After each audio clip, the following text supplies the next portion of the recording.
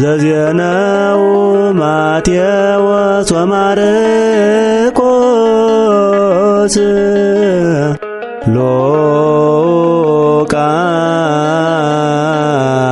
ሉቃስ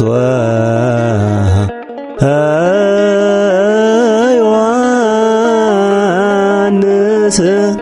አርባዕቱ ወንጌላውያን ስብሐት ለከ ክርስቶስ እግዚእየ ወአምላክየ ኩሎ ጊዜ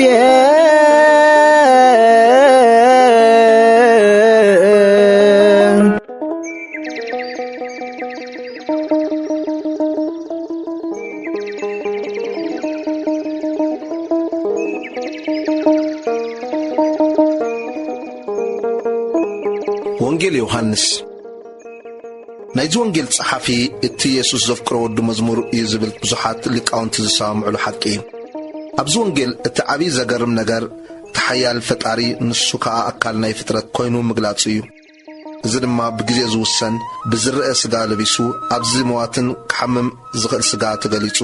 ፍቕሪ ኣገዲድዎ ካብ ሰማያት ወሪዱ ነቶም ምድሓን ዘድልዮም ንኸድሕኖም ነቶም ኣብ ጥፋእ ዝነበሩ ሕይወት ዘለዓለም ክቡር ህያብ ክህብ ተገሊጹ። ንሱ ድማ እቲ እንኮ ምንጭ ዘለዓለማዊ ሕይወት እዩ። ብመጀመርያ ቃል ነይሩ፣ እቲ ቃል ኣብ ኣምላኽ ነይሩ፣ እቲ ቃል ባዕሉ ኣምላኽ ነይሩ። ሐዋርያ ዮሐንስ ብናይ ዓይኒ ምስክርነት ኣብዚ ወንጌል ዘቐመጦ 8 ተኣምራት ኣለዉ። ኣብዚ ወንጌል ዮሐንስ መጽሓፍ ናይ ኢየሱስ ማንነት ብንጹር ተገሊጹ ንረኽቦ። እቲ ቃል እቲ ሓደ በይኑ ገንሸል ኣምላኽ ወዲ እግዚኣብሔር ሓቀኛን ጌራ ሕይወትን ትንሣኤን ናይ ሓቂ ወንዲ ወይኒ ብቐጥታ ድማ ኣነ ናይ ሕይወትን ጌራ ኣነ ብርሃን ዓለም ኣነ እቲ ማዕጾ ኣነ እቲ ሕያዋይ ጓሳ ኣነ እቲ ሕይወትን ትንሣኤን ኣነ መንገድን ሓቅን ሕይወትን ኣነ እቲ ናይ ሓቂ ግንዲ ወይኒ። ዕላማ ናይዚ መጽሓፍ ወንጌል ዮሐንስ ናይ መጨረሻ ኢየሱስ ወዲ ኣምላኽ ምዃኑ ንምርጋጽ እቶም ብኡ ዝኣምኑ ናይ ዘለዓለም ሕይወት ከም ዝህቦም ንምግላጽ እዩ ተጻሒፉ። ኣብዚ መጽሓፍ ወንጌል ዮሐንስ እቲ ቀንዲ ቃል ምዕራፍ 20 ቁጽር 31 ዘሎ ኮይኑ ኢየሱስ ድማ ኣብዚ መጽሓፍ እዚ ዘይተጻሕፉ ካልእ ብዙሕ ትእምርትን ብዙሕ ተኣምራት ኣብ ቅድሚ ደቂ መዛሙርቲ ገበረ። ግና ከኢየሱስ ንሱ ክርስቶስ ወዲ ኣምላኽ ምዃኑ ምእንቲ ክትኣምኑ ኣሚንኩም እውን ብስሙ ሕይወት ምእንቲ ክትረኽቡ እዩ እዚ እተጻሕፈ። ሐዋርያ ዮሐንስ ነቶም ናይ ክርስቶስ ሰዓብቲ ኣጸቢቑ ዝገልጸልና ውልቃዊ ሕይወቱ ሓይሉን ኢየሱስ ክርስቶስ ክንርኢ ዝገበረና እቲ ሓቀኛ ወዲ ኣምላኽ ምዃኑ ኣብዚ ሓቀኛ ምድሓንን ኣምላኽን ንጉስ ዝኾነ ጐይታ ርእስኻ እሞኖ ሰዓቦ ድማ ንሱ ናይ ዘለዓለም ሕይወት ክህበካ ምዃኑ ርግጽ እዩ።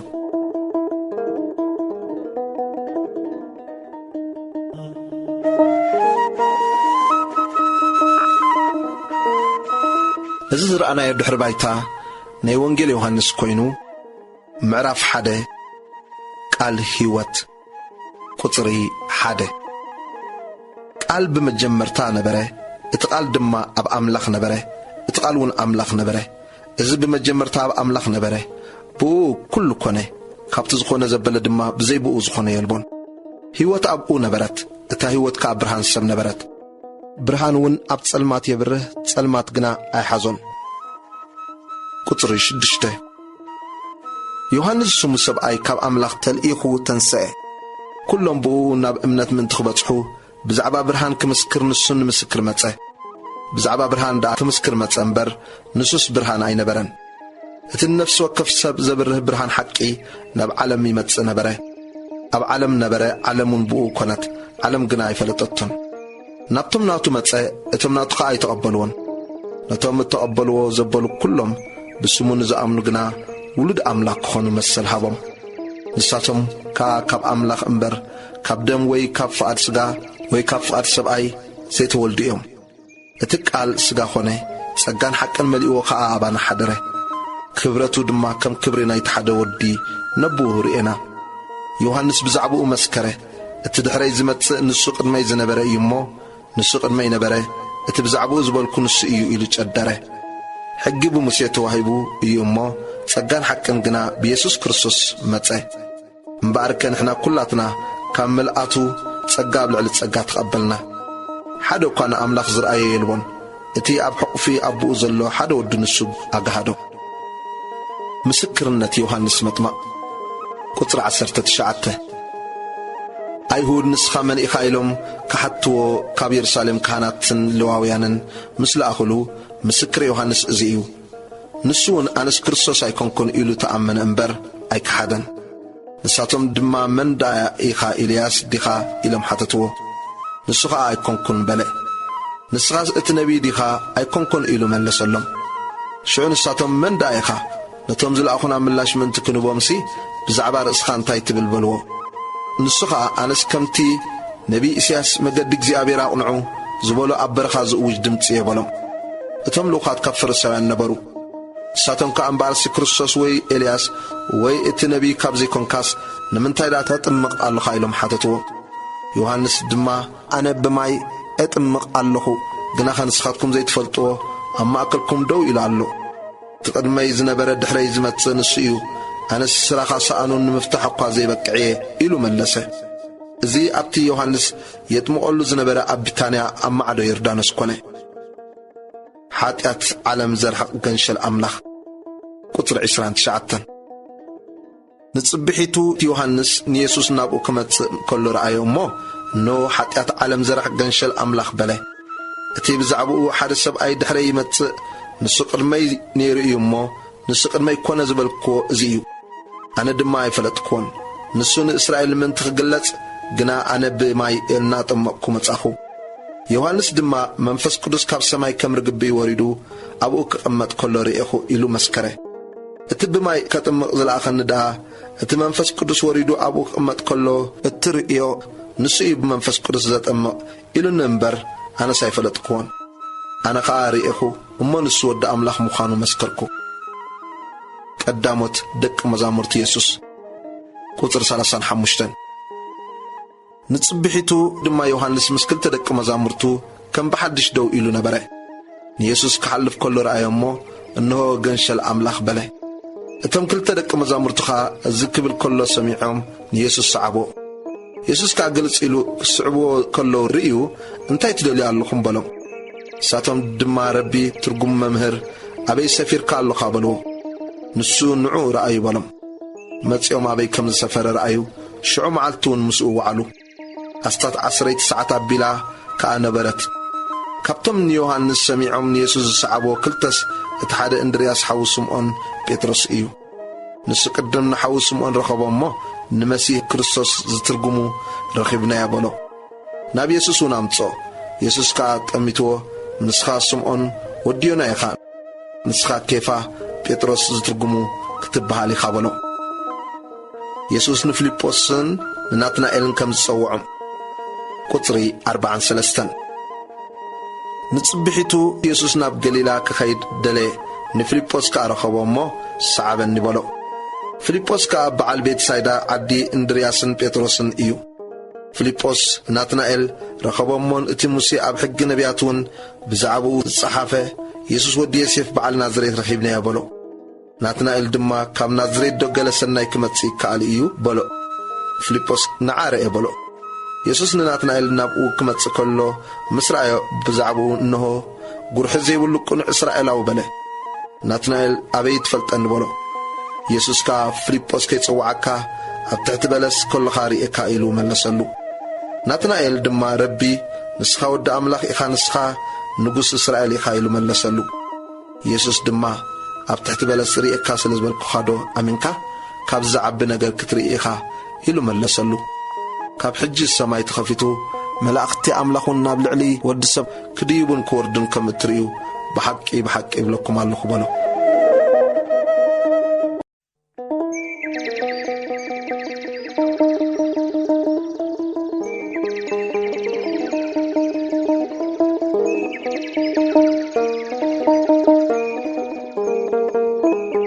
ወንጌል ዮሐንስ ምዕራፍ 2 መርዓ ኣብ ቃና ናይ ገሊላ ቁጥር 1 ኣብታ ሳልሰይቲ መዓልቲ ኸዓ ኣብ ቃና ናይ ገሊላ መርዓ ኮነ። ኣደ ኢየሱስ እውን ኣብኡ ነበረት። ኢየሱስ ምስ ደቂ መዛሙርቱ ድማ ናብቲ መርዓ ተዓደመ።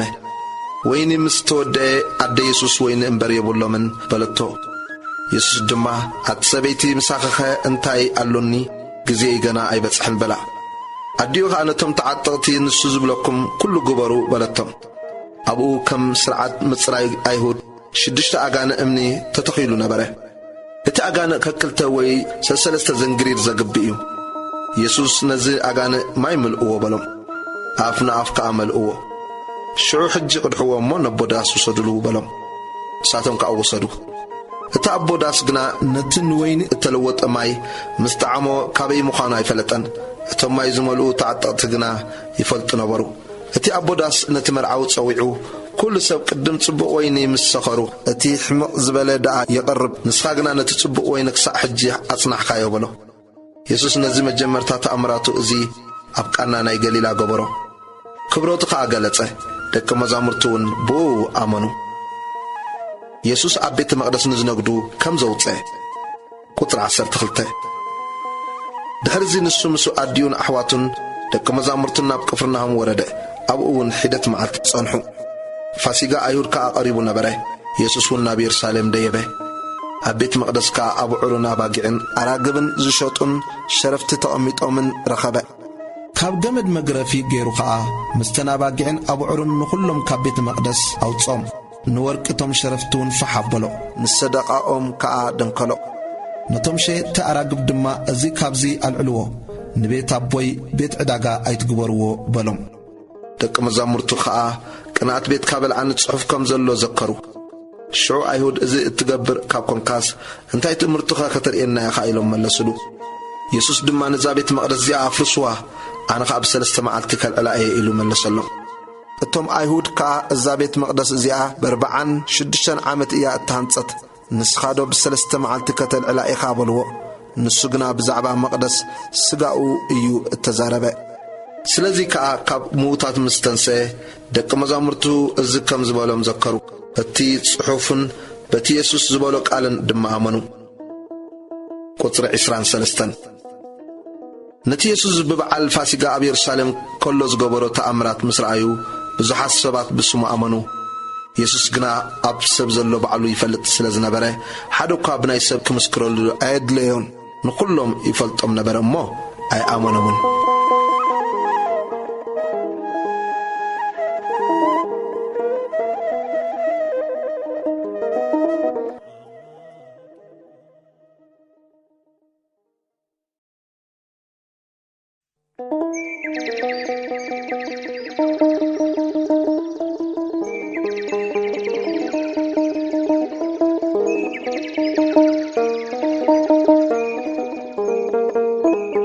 ወንጌል ዮሐንስ ምዕራፍ 3 ብዛዕባ ኒቆዲሞስን ኢየሱስን ቁጥሪ 1 ካብተን ፈሪሳውያን ኒቆዲሞስ ዝስሙ ሰብኣይ ሓለቓ ኣይሁድ ነበረ። ንሱ ብለይቲ ናብ ኢየሱስ መጺኡ ረቢ በጀካተ ኣምላኽ ምስኡ ዝኾነ ሰብ ነዚ ንስኻ እትገብሮ ዘለኻ ተኣምራት ክገብሮ ዝኽእል የልቦን እሞ ንስኻ መምህር ኮንካ ካብ ኣምላኽ ከም ዝመጻኻ ንፈልጥ ኣሎና በሎ። ኢየሱስ ድማ ካብ ላዕሊ እንተዘይተወልደ ንመንግሥቲ ኣምላኽ ክርእያ ዝኽእል ከምዘየልቦ ብሓቂ ብሓቂ እብለካ ኣለኹ ኢሉ መለሰሉ። ኒቆዲሞስ ከኣ ንሰብ ከም ምስ ኣረገ ክውለድ ከመይሉ ይከኣሎ? መሊሱ ናብ ከርሳ ኣዲኡ ኣትዩስ ክውለድ ዶ ይከኣሎ እዩ በሎ። ኢየሱስ መለሰ፣ ብሓቂ ብሓቂ እብለካ ኣለኹ ካብ ማይን መንፈስን እንተዘይተወልደ ኣብ መንግሥቲ ኣምላኽ ክኣቱ ዝኽእል የልቦን። ካብ ስጋ እተወልደ ስጋ እዩ ካብ መንፈስ እተወልደ ከዓ መንፈስ እዩ ካብ ላዕሊ ክትውለዱ ብግዲ እዩ ስለ ዝበልኩኻ ኣይትገረም ንፋስ ናብ ዝደለዮ ይነፍስ ደሃዩ ከዓ ትሰምዕ ካበይ ከም ዝመጽእ ናበይ እውን ከም ዝኸይድ ግና ኣይትፈልጥን ኢኻ እቲ ካብ መንፈስ እተወልደ ዘበለ ድማ ከምኡ እዩ ኒቆዲሞስ ከዓ እዚ ደኣ ከመይ ኢሉ ክኸውን ይከኣል ኢሉ መለሰሉ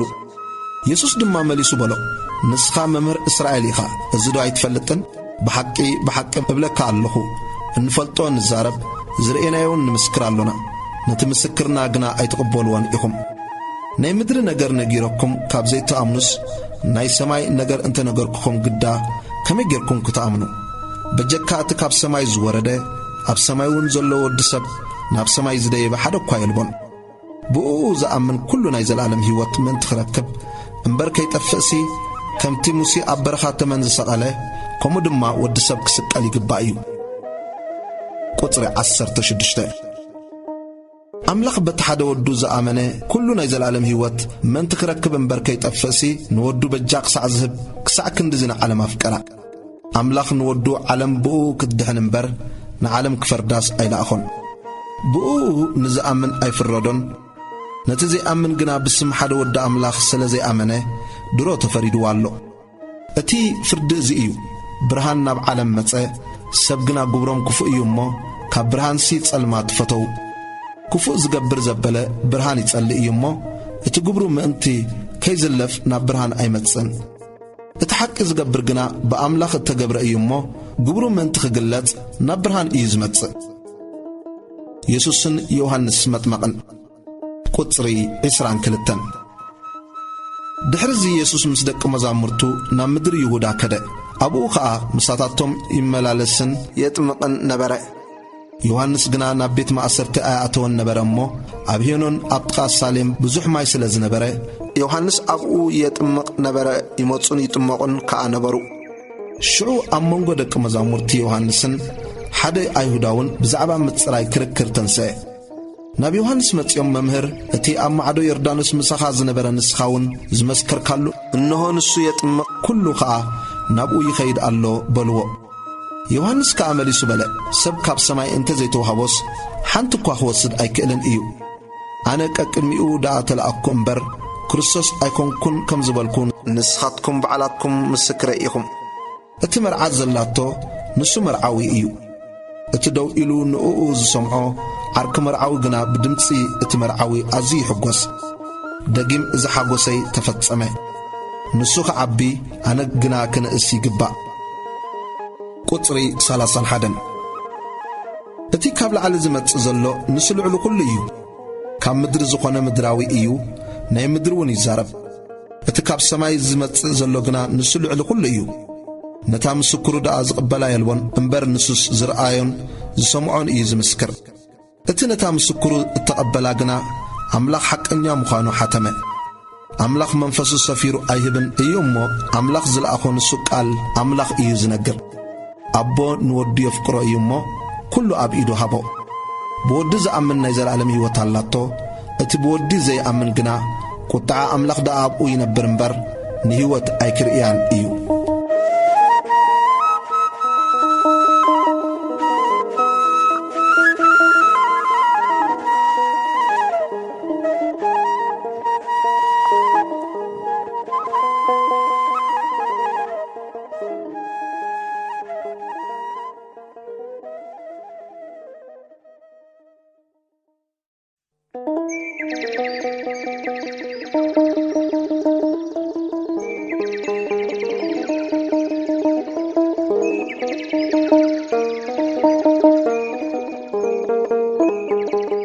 ወንጌል ዮሐንስ ምዕራፍ 4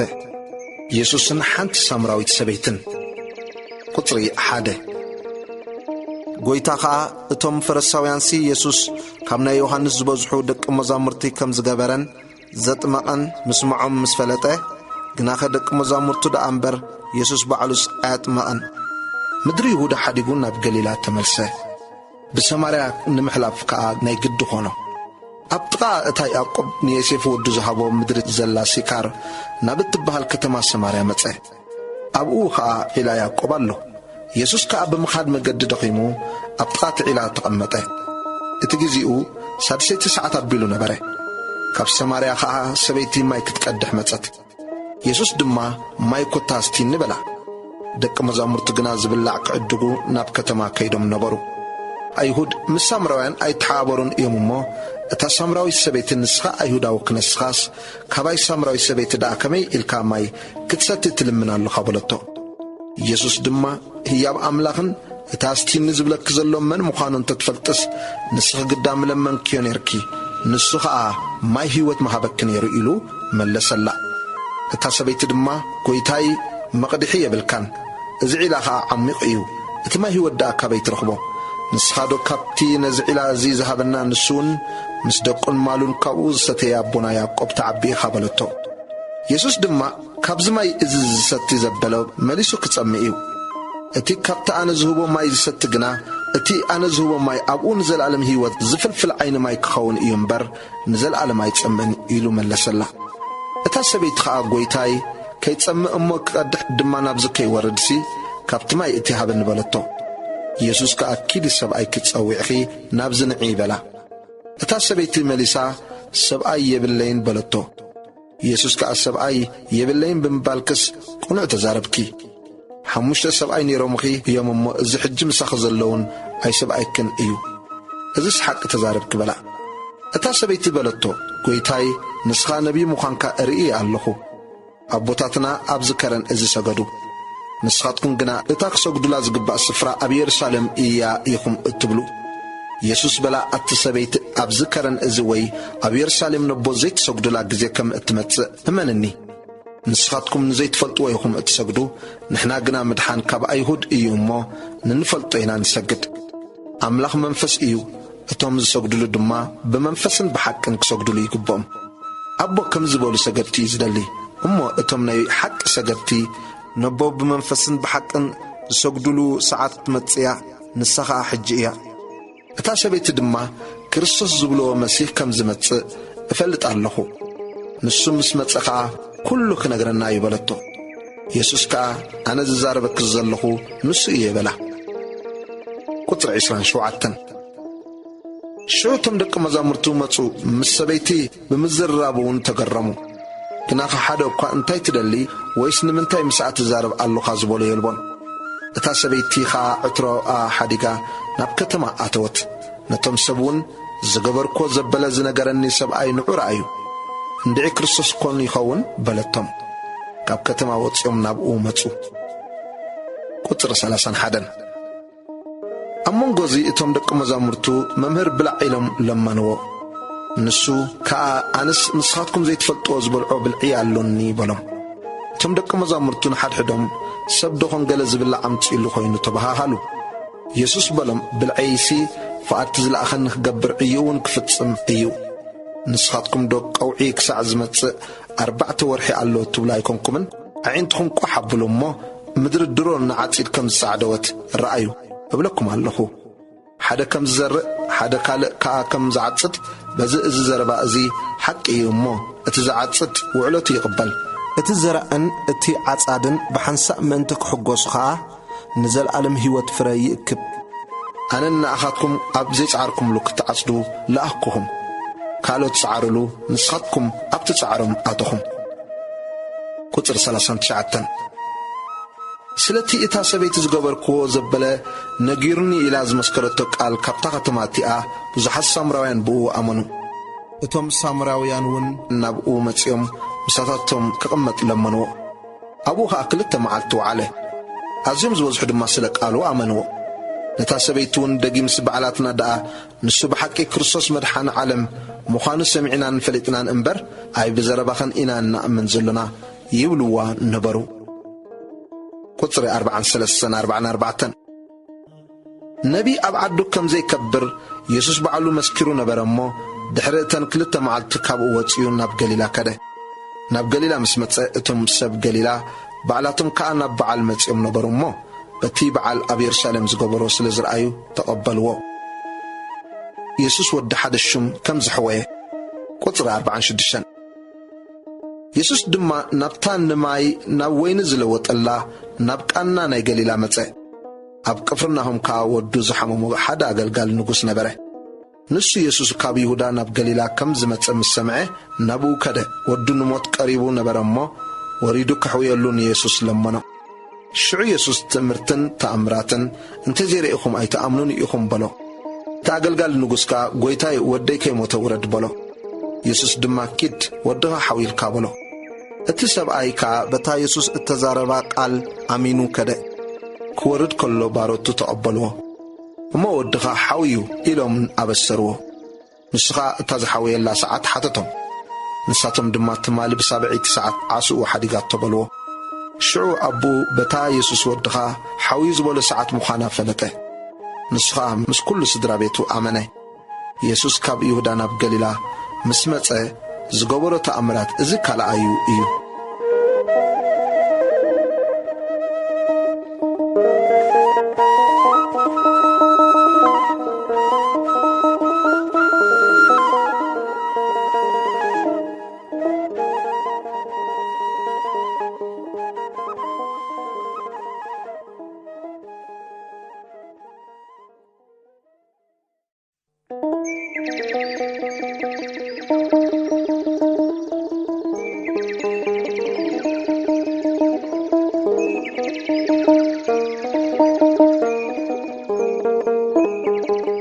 ወንጌል ዮሐንስ ምዕራፍ 5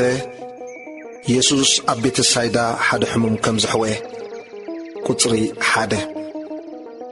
ድሕርዚ ድማ በዓል ኣይሁድ ኮነ ኢየሱስ እውን ናብ ኢየሩሳሌም ደየበ ኣብ ኢየሩሳሌም ኣብ ጥቓ ደገ ኣባጊዕካ ብዕብራይስጥ ቤት ሄስዳ ዝበሃል 5 ገበላ እተገብሮ ቃላይ ነበረ ኣብኡ ምንቅስቓስ እቲ ማይ ዝጽበዩ ብዙሓት ሕሙማት ዕውራትን ሓንካሳትን ድንሳትን ይድቅሱ ነበሩ እናሓንሳብ ሓደ መልኣኽ ናብቲ ቃላይ ወሪዱ ነቲ ማይ ይንቀሳቐሶ ነበረ እሞ እቲ ቀድም ወሪዱ ኣብቲ እተንቀሳቐሰ ማይ ዝኣተወ ካብ ዘለዎ ሕማም ዘበለ ይሓዊ ነበረ 38 ዓመት ዝሓመመ ሰብኣይ ከዓ ኣብኣ ነበረ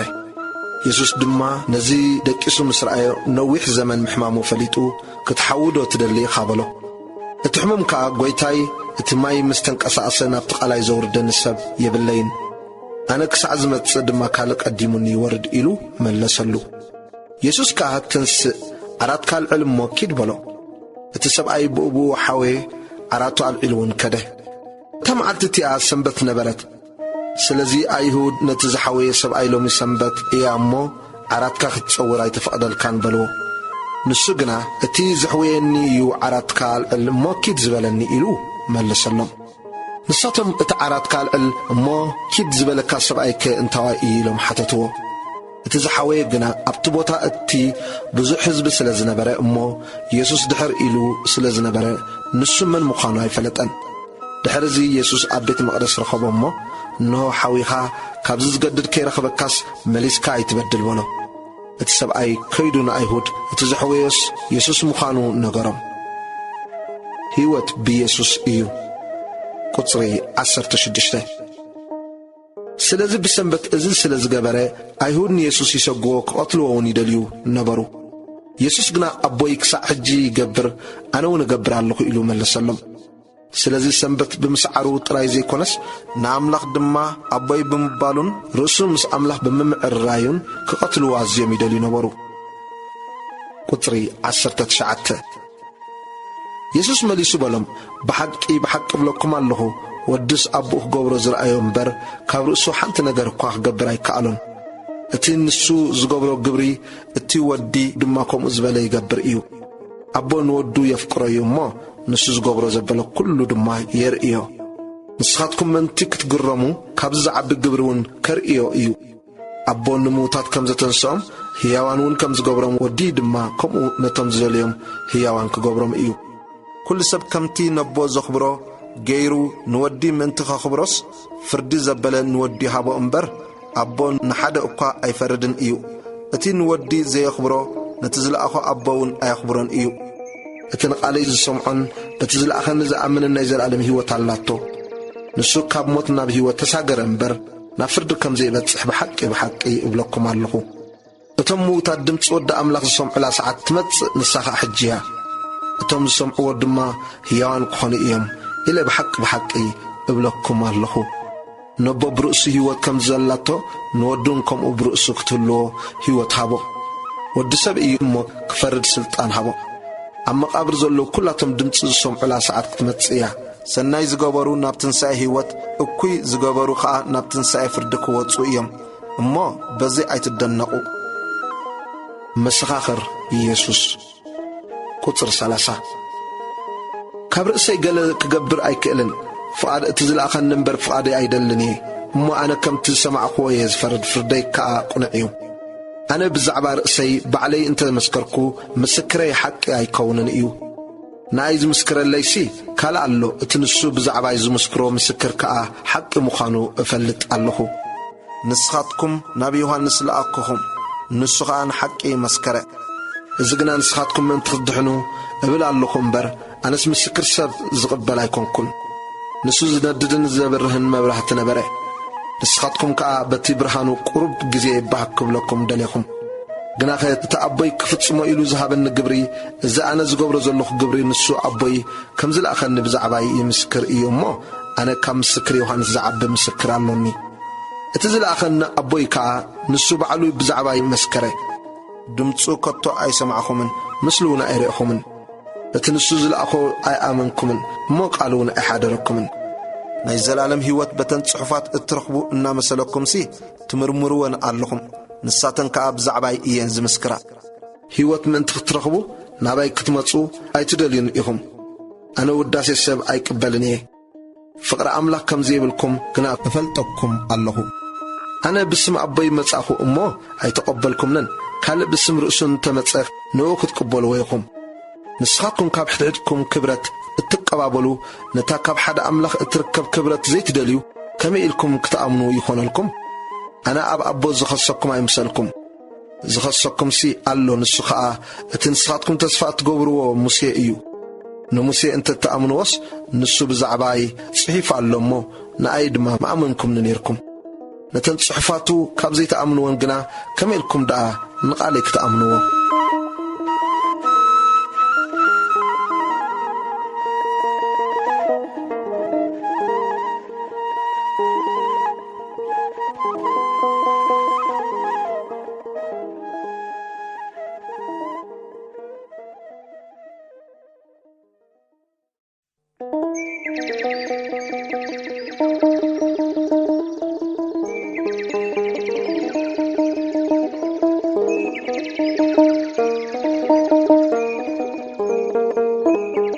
ወንጌል ዮሐንስ ምዕራፍ 6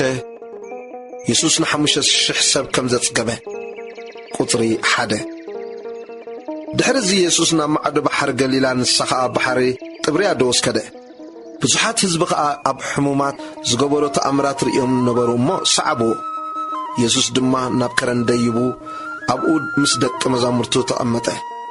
ፋሲጋ በዓል ኣይሁድ ድማ ቀረይቡ ነበረ ሽዑ ኢየሱስ ኣዒንቱ ቋሕ ኣቢሉ ብዙሕ ህዝቢ ናብኡ ክመጽእ ከሎ ርእዩ ንፊልጶስ እዚኣቶም ምእንቲ ክበልዑስ እንጌራ ካበይ ክንዕድግ ኢና በሎ እቲ ክገብሮ ዝደለዮስ ባዕሉ ፈሊጥዎ ነበረ እሞ እዚ ዝበሎ ምእንቲ ክዕዘቦ እዩ ፊልጶስ ከዓ ናይ 200 ዲናር እኳ ቆቁራስ ኣይበጽሖምን እዩ ኢሉ መለሰሉ ካብቶም ደቂ መዛሙርቱስ ሓደ ንሱ ከዓ እንድርያስ ሓዊ ስምዖን ጴጥሮስ 5 ጎጎስ ገምን 2 ዓሳ ዘለዎ ቆልዓ ኣብዚ ኣሎ እዚኣተን ግና ንኽንድዚ ዝኣክል ሰብ እንታይ ይጠቕማ በሎ ኢየሱስ ከዓ ኣቐምጥዎም በለ ኣብታ ቦታ እቲኣ ከዓ ብዙሕ ሳዕሪ ነበረ ሽዑ ተቐመጡ ቁጽሮም ከዓ 5,000 ሰብኣይ ዝኣኽሉ ነበሩ ኢየሱስ ነቶም ጎጎታት ኣልዒሉ ኣመስጊኑ ነቶም እተቐመጡ ሃቦም ካብቲ ዓሳታት ከዓ ከምኡ ከከም ዝደለይዎ መቐሎም ምስ ጸገቡ ድማ ደቂ መዛሙርቱ ዝተረፈ ቆረርስ ሓንቲ እኳ ከይትጠፍእ ኣክብዎ በሎም ስለዚ ኣከብዎ ተረፍ እቶም ዝበልዑ ካብተን 5 ጎጎስ ገም 12 መሶብ ቆረርስ መልኡ እቶም ሰብ ከዓ ነቲ ኢየሱስ ዝገበሮ ትእምርቲ ምስ ረኣዩ እዚ ብሓቂ እቲ ናብ ዓለም ክመጽእ ዘሎ ነቢይ እዩ በሉ ኢየሱስ ድማ መጽኦም መንዚዖም ከንግስዎ ከም ዝደለዩ ፈሊጡ ከም ብሓድሽ በይኑ ናብ ከረን ኣግለሰ ኢየሱስ ብማይ ከም ዝኸደ ቁጽሪ 16 ምስ መሴ ደቂ መዛሙርቱ ናብ ባሕሪ ወረዱ ኣብ ጃልባ ኣትዮም ከዓ ናብ ስግር ባሕሪ ናብ ቅፍርናሆም ከዱ ጸልሚቱ ነበረ ኢየሱስ እውን ናባታቶም ገና ኣይመጸን ነበረ እቲ ባሕሪ ግና ብርቱዕ ህቦቡላ ስለ ዝነፈሰ ይናወጽ ነበረ 25 ወይ 30 እስታዲዮስ ምስ ከዱ ከዓ ኢየሱስ ባሕሪ እናኸደ ናብታ ጃልባ ክቐርብ ከሎ ሪኦሞ ፈርሁ። ንሱ ግን ኣነ ኣይትፍርሁ በሎም። ሽዑ ናብ ጃልባ ከእትውዎ ደለዩ። እታ ጃልባ ኸዓ ብእቡ ናብቲ ዝኸድዎ ዘለዎ ምድሪ በጽሐት። ቁጽሪ 22 ንጽብሒቱ እቶም ኣብ ስግር ባሕሪ ደው ኢሎም ዘለዉ ህዝቢ በጀካ ሓንቲ ጃልባ ካልእ ኣብኡ ከም ዘይነበረት ደቂ መዛሙርቱ ጥራይ ንበይኖም ከም ዝኸዱ እምበር ኢየሱስ ናብታ ጃልባ ከም ዘይኣተወ ምስ ረኣዩ ግናኸ ካልኦት ጀላቡ ካብ ጥብርያዶስ ናብ ጥቓ እታ ጐይታ ምስ ባረኸ እንጌራ ዝበልዑላ ቦታ መጻ። ሽዑ እቶም ህዝቢ ኢየሱስ ኮነ ወይ ደቂ መዛሙርቱ ኣብኡ ዘይምህላዎም ርዮም ንሳቶም ድማ ናብተን ጀላቡ ኣትዮም ንኢየሱስ እናደለይዎ ናብ ቅፍርናሆም መጹ። ኢየሱስ ናይ ህይወት እንጌራ ከም ዝኾነ ቁጽሪ 25 ኣብ ስግር ባሕሪ ምስ ረኸቦ ኸዓ ረቢ መዓዝ ናብ ዝመጻኻ በልዎ። ኢየሱስ ድማ ትደልዩኒ ዘለኹምሲ እንጌራ ስለ ዝበልዕኹምን ዝጸገብኩምን ኢኹም እምበር ተኣምራት ስለ ዘርእኹም ከምዘይኮንኩም ብሓቂ የብለኩም ኣለኹ። ወዲ ሰብ ንኡ ኣቦ ንሱ ኸዓ ኣምላኽ ሓቲምዎ እዩ እሞ ነቲ ንሱ ዝህበኩም ንዘለዓለም ህይወት ዝነብር ብልዒ እምበር ነዛ ሓላፍ ብልዒ ኣይትግበሩ ኢሉ መለሰሎም። ስለዚ ንሳቶም ግብሪ ኣምላኽ እንገብርስ እንታይ እንግበር በልዎ። ኢየሱስ ከዓ ግብሪ ኣምላኽ በቲ ንሱ ዝለኣኾ ክትኣምኑ እዩ በሎም። ስለዚ ርኢና ክንኣምነካስ እንታይ ትእምርቲ እሞት ትገብር? እንታይ ከትገብር ኣለኻ? ኣቦታትና ከምቲ ክበልዑ ካብ ሰማይ እንጌራ ሃቦም ዝብል እተጻሕፈ ኣብ በረኻ ማና በልዑ በልዎ። ሽዑ ኢየሱስ እቲ ካብ ሰማይ ዝወረድ ንዓለሙን ህይወት ዝህብ ናይ ኣምላኽ እንጌራ እዩ እሞ ነቲ እንጌራ ሓቂ ካብ ሰማይ ዝህበኩም ኣቦ እዩ እምበር ነቲ እንጌራ እቲ ካብ ሰማይ ዝሃበኩምሲ ሙሴ ከም ዘይኮነ ብሓቂ ይብለኩም ኣለኹ በሎም። ሽዑ ንሳቶም ጐይታይ እቲ እንጌራ እቲኻ ኩሉ ሳዕ ሃበና በልዎ። ኢየሱስ በሎም እንጌራ ህይወት ኣነ እየ። ናባይ ዝመጽእ ኣይጠምን ብኣይ ዝኣምን ከዓ ከቶ ኣይጸምእን እዩ። ግናኸ ከምቲ ዝበልክኹም እዩ ርኢኹም ንስ ኣይኣመንኩምንን። ኣቦይ ዝህበኒ ዘበለ ናባይ ክመጽእ እዩ። ነቲ ናባይ ዝመጽእ ከዓ ከቶ ንወጻኢ ድርብዮን እየ። ኣነ ፍቓድ እቲ ዝለኣኸኒ እምበር ፍቓደይ ምእንቲ ክገብር ኣይኮንኩን ካብ ሰማይ ወሪደ ዘለኹ። ንወዲ ርኢዩ ብኡ ዝኣምን ዘበለ ናይ ዘለዓለም ህይወት ክረክብ ኣነ እውን በታ ድሕረይቲ መዓልቲ ከተንሶ እዚ ፍቓድ ኣቦይ እዩ እሞ ካብቲ ንሱ ዝሃበኒ ዘበለ በታ ድሕረይቲ መዓልቲ ከተንሶ እምበር ሓደ እኳ ከይጠፍእ እዚ እውን ፍቓድ እቲ ዝለኣኸኒ እዩ። ቁጽሪ 41 ሽዑ ድማ እቲ ካብ ሰማይ ዝወረደ እንጌራ ኣነ እየ ስለ ዝበለ ኣይሁድ ብዛዕባኡ ኣግሮምረሙ እሞ እዝስ እቲ ኣቦ ናዲኡ ንሕና እንፈልጦም ኢየሱስ ወዲ ዮሴፍ ደይኮነን ከመይ ኢሉ ደኣ ካብ ሰማይ ወረድኩ ይብል ኣሎ ይብሉ ነበሩ። ኢየሱስ መሊሱ በሎም ንሓድሕድኩም ኣይተግሮምርሙ። እቲ ዝለኣኸና ኣቦይ ዝሰሓቦ እንተዘይኮይኑ ናባይ ክመጽእ ዝኽእል የልቦን። ኣነ ድማ በታ ድሕረይቲ መዓልቲ ከተንስኦ እየ። ኣብ ነቢያት እውን ኩሎም ካብ ኣምላኽ ምሁራት ክኾኑ እዮም ዝብል ጽሑፍ ኣሎ። እቲ ካብ ኣቦይ ዝሰምዐን እተመሃረን ዘበለ ኸዓ ናባይ ይመጽእ። በጀካ እቲ ካብ ኣምላኽ ዝኾነ ነቦ ዝረአዮ የልቦን፣ ንሱ እዩ ነቦ ዝረአዮ። እቲ ብኣይ ዝኣምን ናይ ዘላለም ህይወት ከም ዘላቶ ብሓቂ እብለኩም ኣለኹ። እንጌራ ህይወት ኣነ እየ። ኣቦታትኩም ኣብ በረኻ ማና በልዑ እሞ ሞቱ። ካብኡ ዝበልዕ ዘበለ ምእንቲ ከይመውት ካብ ሰማይ ዝወረደ እንጌራ እዚ እዩ። እቲ ካብ ሰማይ ዝወረደ እንጌራ ህይወት ኣነ እየ። ካብዚ እንጌራ እዚ ዝበልዐ ዘበለ ንዘለዓለም ክነብር እዩ። እዚ ኣነ ምእንቲ ህይወት ዓለም ዝህቦ እንጌራ ከዓ ስጋይ እዩ። ቁጽሪ 52 ስለዚ ኣይሁድ እዚ ስጋኡ ክንበልዕ ከመይ ገይሩ ክህበና ይከኣሎ ኢሎም ንሓድሕዶም ተኻትዑ። ኢየሱስ በሎም ስጋ ወዲ ሰብ እንተዘይበላዕኹም ደሙ እውን እንተዘይሰትኹምሲ ህይወት ከም ዘይብልኩም ብሓቂ ይብለኩም ኣለኹ። ስጋይ ዝበልዕ ደመይ እውን ዝሰቲ ናይ ዘለዓለም ህይወት ኣላቶ። ኣነ እውን በታ ድሕረይቲ መዓልቲ ከተንስኦ እየ። ስጋይ ብልዒ ሓቂ እዩ እሞ ደመይ ከዓ መስቲ ሓቂ እዩ። እቲ ስጋይ ዝበልዕ ደመይ እውን ዝሰቲ ኣባይ ይነብር፣ ኣነ እውን ኣብኡ። ሕያው ኣቦ ከም ዝለኣኸኒ እሞ ኣነ ስለ ኣቦይ ብህይወት ከም ዘለኹ ከምኡ ከዓ እቲ ዝበልዓኒ ስለይ ብህይወት ክነብር እዩ። እቲ ካብ ሰማይ ዝወረደ እንጌራ እዚ እዩ። ከምቲ ኣቦታትኩም ዝበልዕዎ ማና እሞ ዝሞቱ ኣይኮነን። ነዚ እንጌራ እዚ ዝበልዕሲ ንዘለዓለም ብህይወት ክነብር እዩ። ኣብ ቅፍርናሆም ኣብ ቤት ጸሎት ክምህር ከሎ እዩ እዚ እተዛረበ። ቃል ዘለዓለማዊ ህይወት ቁጽሪ 60 ብዙሓት ካብ ደቀ መዛሙርቱ ነዚ ሰሚዖም እዚ ዘረባ እዚ ጭንቂዩ መን ክሰምዖ ይኽእል በሉ። ኢየሱስ ድማ ደቀ መዛሙርቱ ብዛዕባ እዚ ከም ዘግረምረሙ ብልቡ ፈሊጡ እዚ ዶ ይዕንቅፈኩም ኣሎ? ወዲ ሰብ ናብቲ ቀደም ዝነበሮ ክዲብ ከሎ እንተ ትርእዩ ደኣ ከመይ እዩ? መንፈስ እዩ ህያው ዝገብር፣ ስጋስ ገለ እኳ አይጠቅምን እዩ። እዘን ኣነ ዝነገርኩም ቃላት መንፈስ እየን ህይወትን እየን። ኢየሱስ እቶም ዘይኣምኑ ኣየኖት ምዃኖም እቲ ዘትሕዘውን መን ምዃኑ ካብ መጀመርታ ፈሊጡ ነበረ እሞ ዘይኣምኑ ግና ኣብ ማእከልኩም ኣለዉ። ስለዚ ድማ እቲ ካብ ኣቦይ እተዋህቦ እንተዘይኮይኑስ ናባይ ክመጽእ ዝኽእል የልቦን ዝበልኩኹም በሎም። ቁጽሪ 66 ካብ ሽዑ ጀሚሮም ብዙሓት ካብ ደቀ መዛሙርቱ ንድሕሪት ተመልሱ፣ ምስኡውን ኣይከዱን። ስለዚ ኢየሱስ ነቶም 12 ንስኻትኩም ከ ክትከዱ ዶ ትደልዩ ኣለኹም በሎም።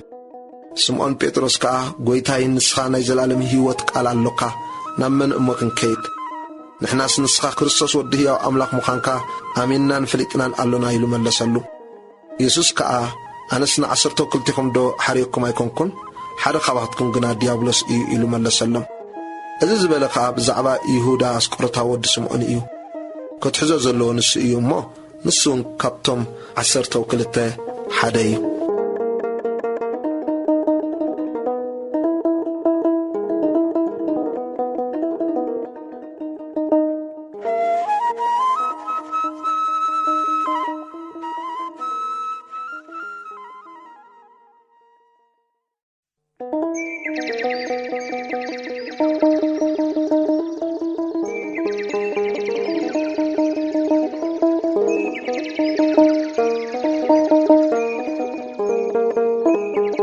ወንጌል ዮሐንስ ምዕራፍ 7 ኢየሱስ ኣብ በዓል ዳስ ቁጽሪ 1 ድሕሪዚ ኢየሱስ ኣይሁድ ክቐትልዎ ይደልዩ ስለ ዝነበሩ ኣብ ምድሪ ይሁዳ ክዘውር ኣይፈተወን እሞ ኣብ ገሊላ ይዘውር ነበረ። እቲ ናይ ኣይሁድ በዓል ዳስ ድማ ቀሪቡ ነበረ። ኣሕዋቱ ድማ ብኡኡ ኣይኣመኑን ነበሩ እሞ ስለዚ እቶም ኣሕዋቱ በዓሉ ክገሃድ እናደለየስ ብሕቡእ ዝገብር የልቦን እሞ እዚ እትገብር እንትኾንካስ ርእስኻ ንዓለም ግለጽ፣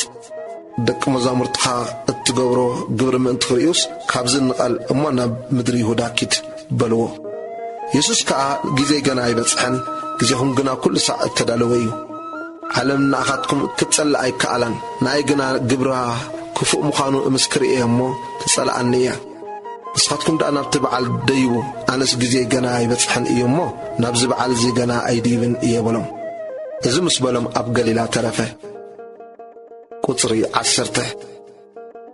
እቶም ኣሕዋቱ ምስ ደየቡ ከዓ ንሱ ድማ ሽዑ ናብቲ በዓል ደየበ። ግናኸ ተሓቢኡ እምበር ብግሁድ ኣይኮነን።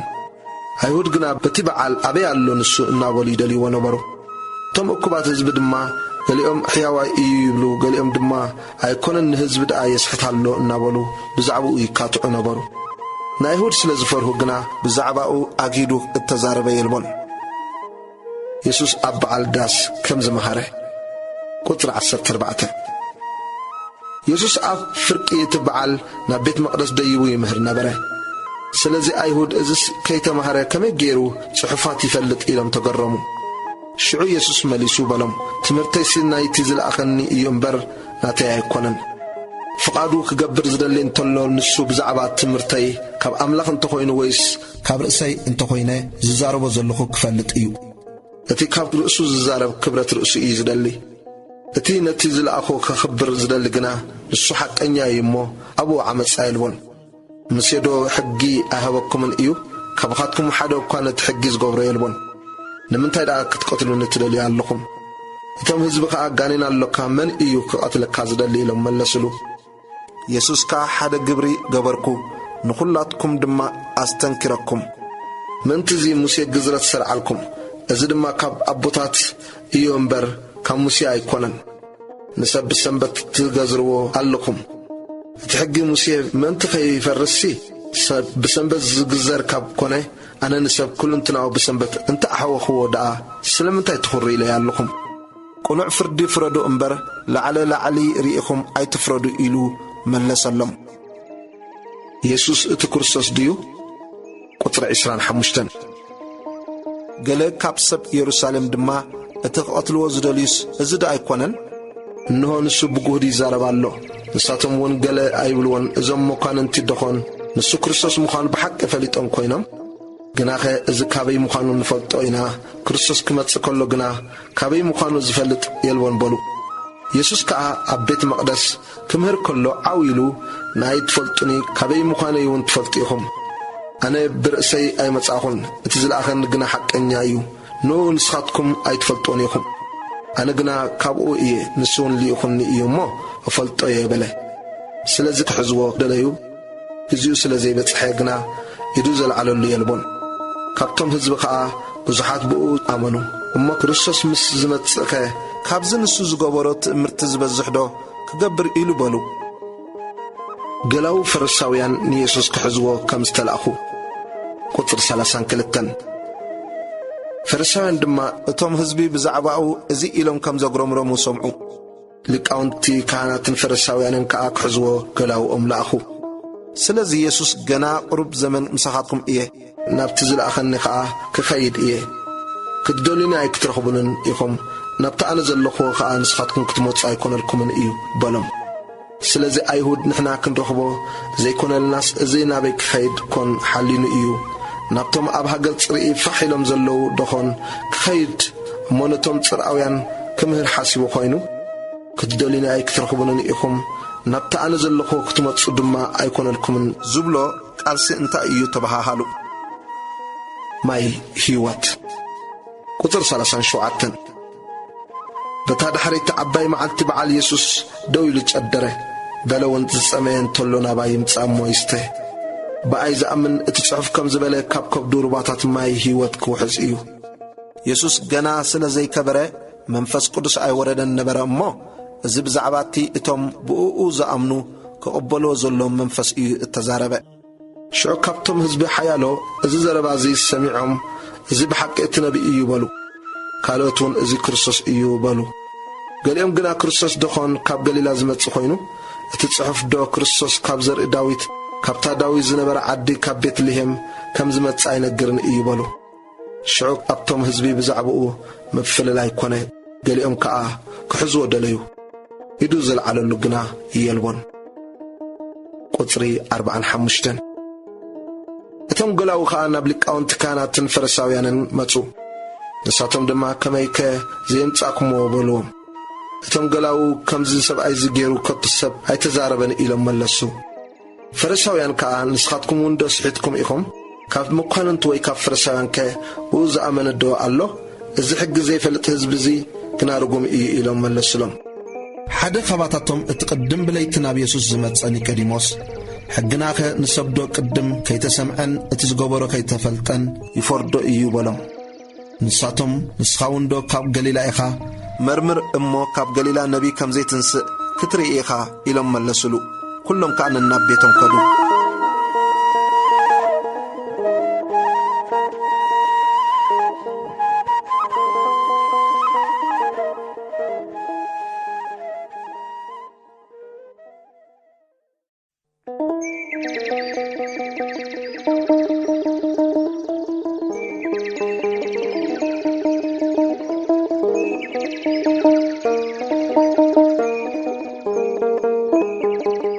ወንጌል ዮሐንስ ምዕራፍ 8 ኣብ ዝሙት ዝተረኽበት ሰበይቲ ቁጽሪ 1 ኢየሱስ ግና ናብ ደብረ ዘይት ከደ ምድሪ ምስ ወግሐ አንጊሁ ከም ብሓድሽ ናብ ቤት መቕደስ መጸ ብዘሎት ህዝቢ እውን ናብኡ መጸ ተቐሚጡ ከዓ ይምህሮም ነበረ ጸሓፍትን ፈሪሳውያንን ድማ ኣብ ዝሙት ዝተረኽበት ሰበይቲ ናብኡ ኣምጽዮም ኣብ ማእከል ደው ኣቢሎም መምህር እዛ ሰበይቲ እዚኣ ክትዝሙ ከላ ተትሒዛ ከምዚኣ ዝበለት ካብ ዳርባ እምኒ ክትመውት ሙሴ ብሕጊ ኣዚዝና ኣሎ ንስኻኸ ብዛዕባኣ እንታይ ትብል በልዎ መኽሰሲ ምእንቲ ክረኽብሉ እዚ ኢሎም ፈተንዎ ኢየሱስ ከዓ ደኒኑ በጻብዑ ኣብ ምድሪ ጸሓፈ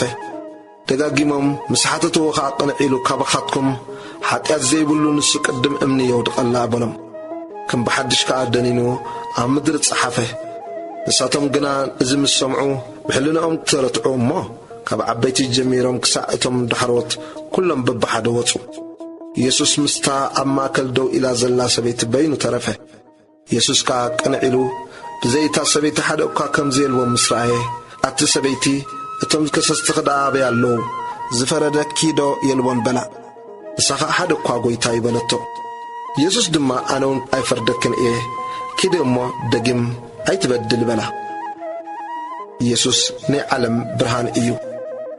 ቁጥሪ 12 ሽዑ ኢየሱስ ኣነ ብርሃን ዓለም እየ እቲ ዝስዕበኒ ብርሃን ህይወት ክረክብ እምበር ብጸልማት ኣይክኸይድን እዩ ኢሉ ከም ብሓድሽ ተዛረቦም ፈሪሳውያን ከዓ ንስኻ ንርእስኻ ትምስክር ኣለኻ ምስክርካ ሓቂ ኣይኮነን በልዎ ኢየሱስ መሊሱ በሎም ኣነ ንርእሰይ እኳ እንተ መስከርኩ ካበይ ከም ዝመጻኹ ናበይ እውን ከም ዝኸይድ እፈልጥ እየ እሞ ምስክረይ ሓቂ እዩ ንስኻትኩም ግና ካበይ ከም ዝመጻኹ ናበይ እውን ከም ዝኸይድ ኣይትፈልጡን ኢኹም ንስኻትኩም ፍርዲ ስጋ ኢኹም እትፈርዱ ዘለኹም ኣነስ ንሓደ እኳ ኣይፈርድን እየ ኣነ ነቲ ዝለኣኸኒ ኣቦን ኢና እምበር በይነይ ኣይኮንኩን እሞ ኣነ እንተ ፈረድኩ ከዓ ፍርደይ ሓቂ እዩ ምስክር ክልተ ሰብሲሕ ሓቂ ምዃኑ ኣብ ትሕግኹም ጽሑፍ ኣሎ ኣነ እየ ብናይ ርእሰይ ዝምስክር ዘለኹ እቲ ዝለኣኸኒ ኣቦይ እውን ይምስክረለይ ኣሎ ስለዚ ከዓ ኣቦኻ ኸ ኣበይ ኣሎ በልዎ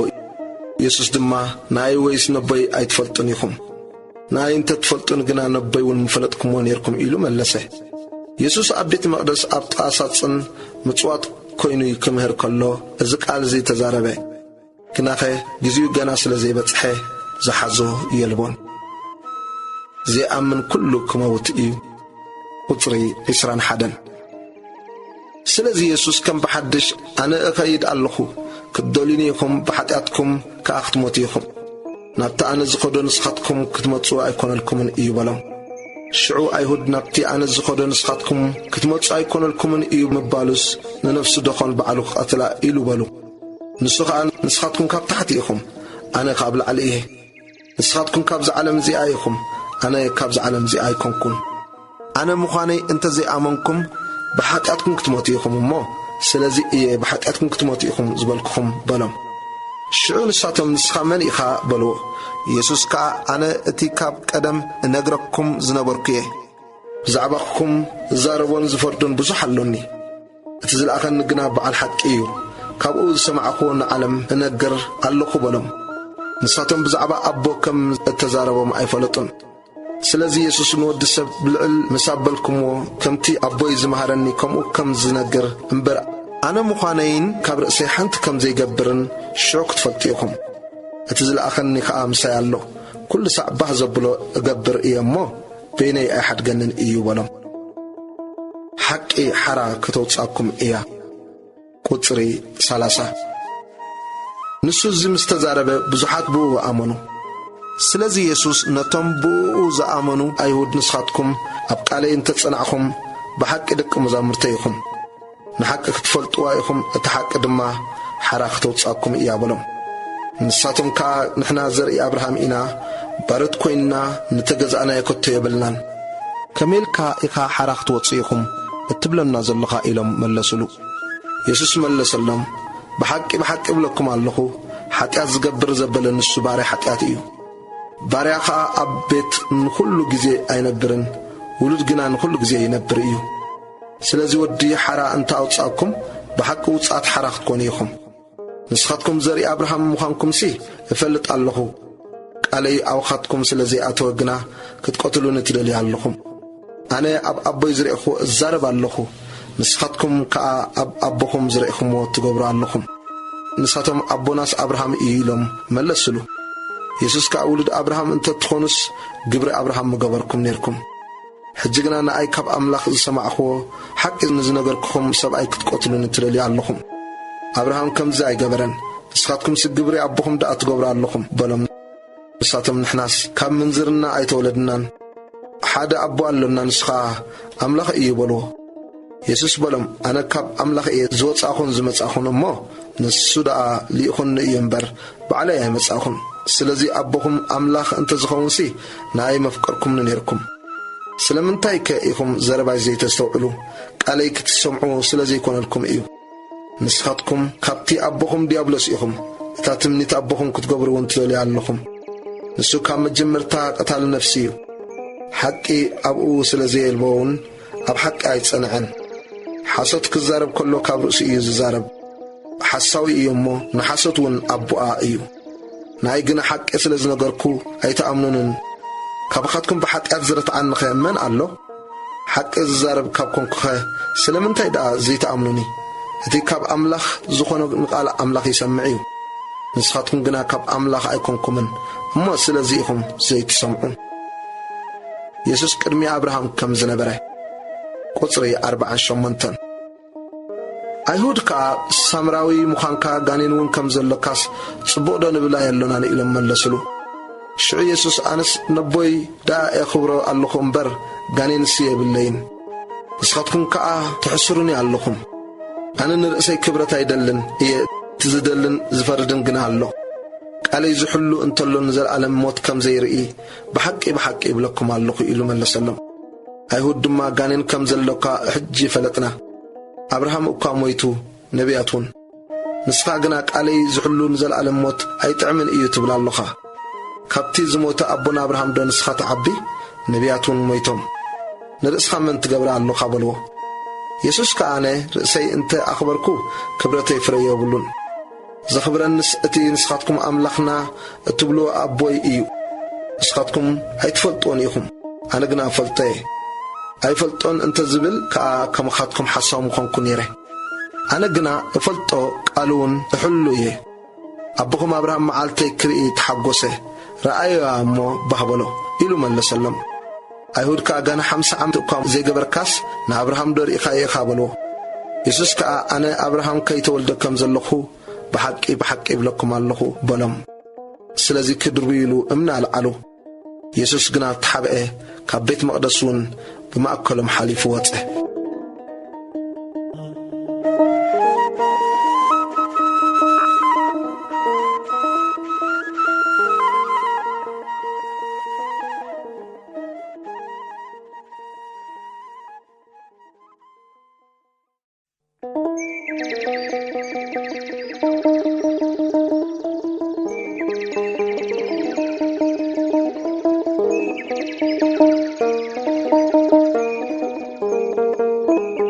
ወንጌል ዮሐንስ ምዕራፍ 9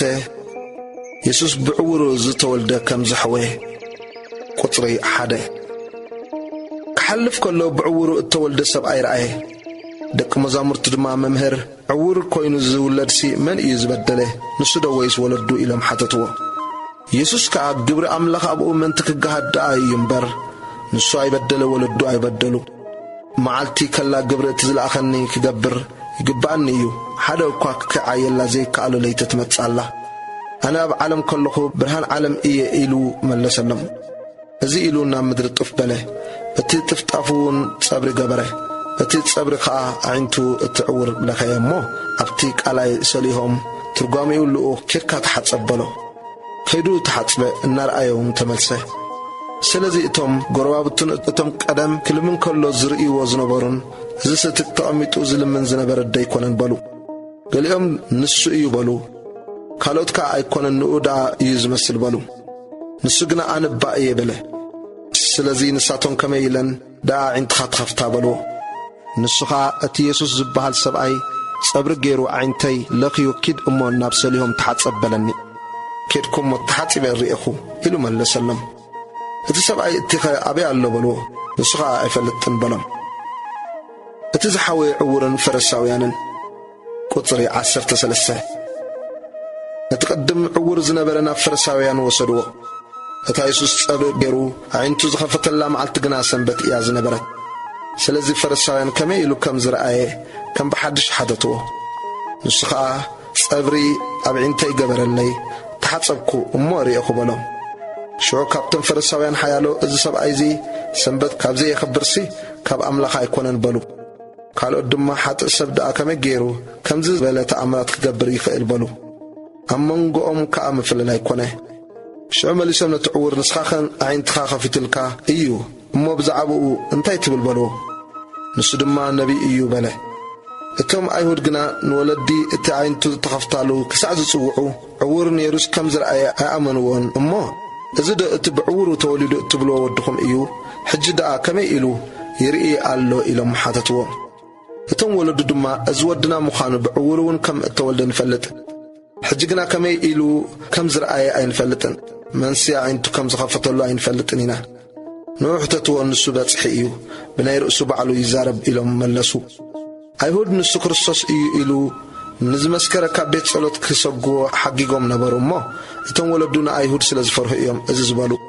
سلاز اتم ولدون نسو باتحيو نوح تتوى بالو قطر 24 شعنة عور زنبرة سبعي كال أي ساعة صويعهم السبعي زي حتى مخانون نحنا نفلتنا نعملق كبرها بلو شعون السماليسو هنس حتى مخانو أي فلتن عور كم زنبركن حجي رئي كم زلخن زحنت نجر زي آي زفلت بلو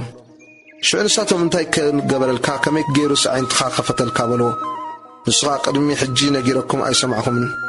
نمنتاي كان بحدش كتسمعو تلالي علىكم نسخاتكم وندو دقو مزامرتو كتكونو تدولي علىكم إلو ملسلم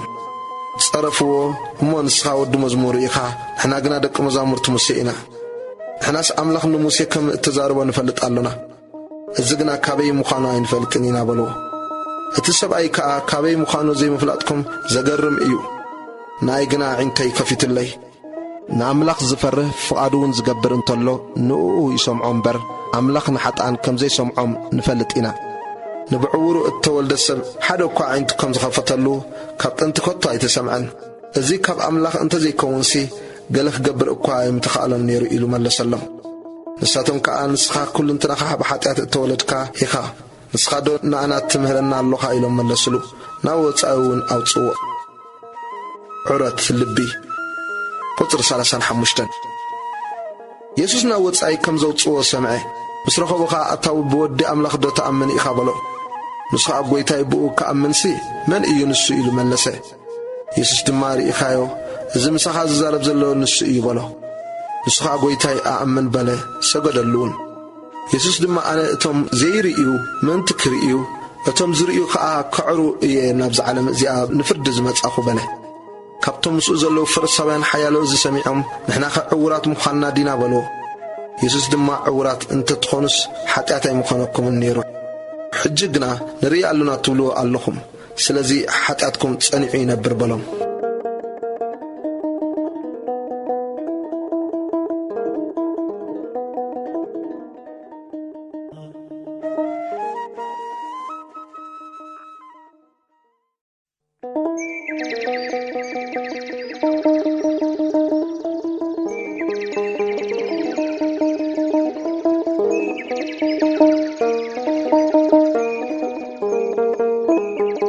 وانجيل يوحنس معراف 10 مسلا حياواي غواسا قطري 1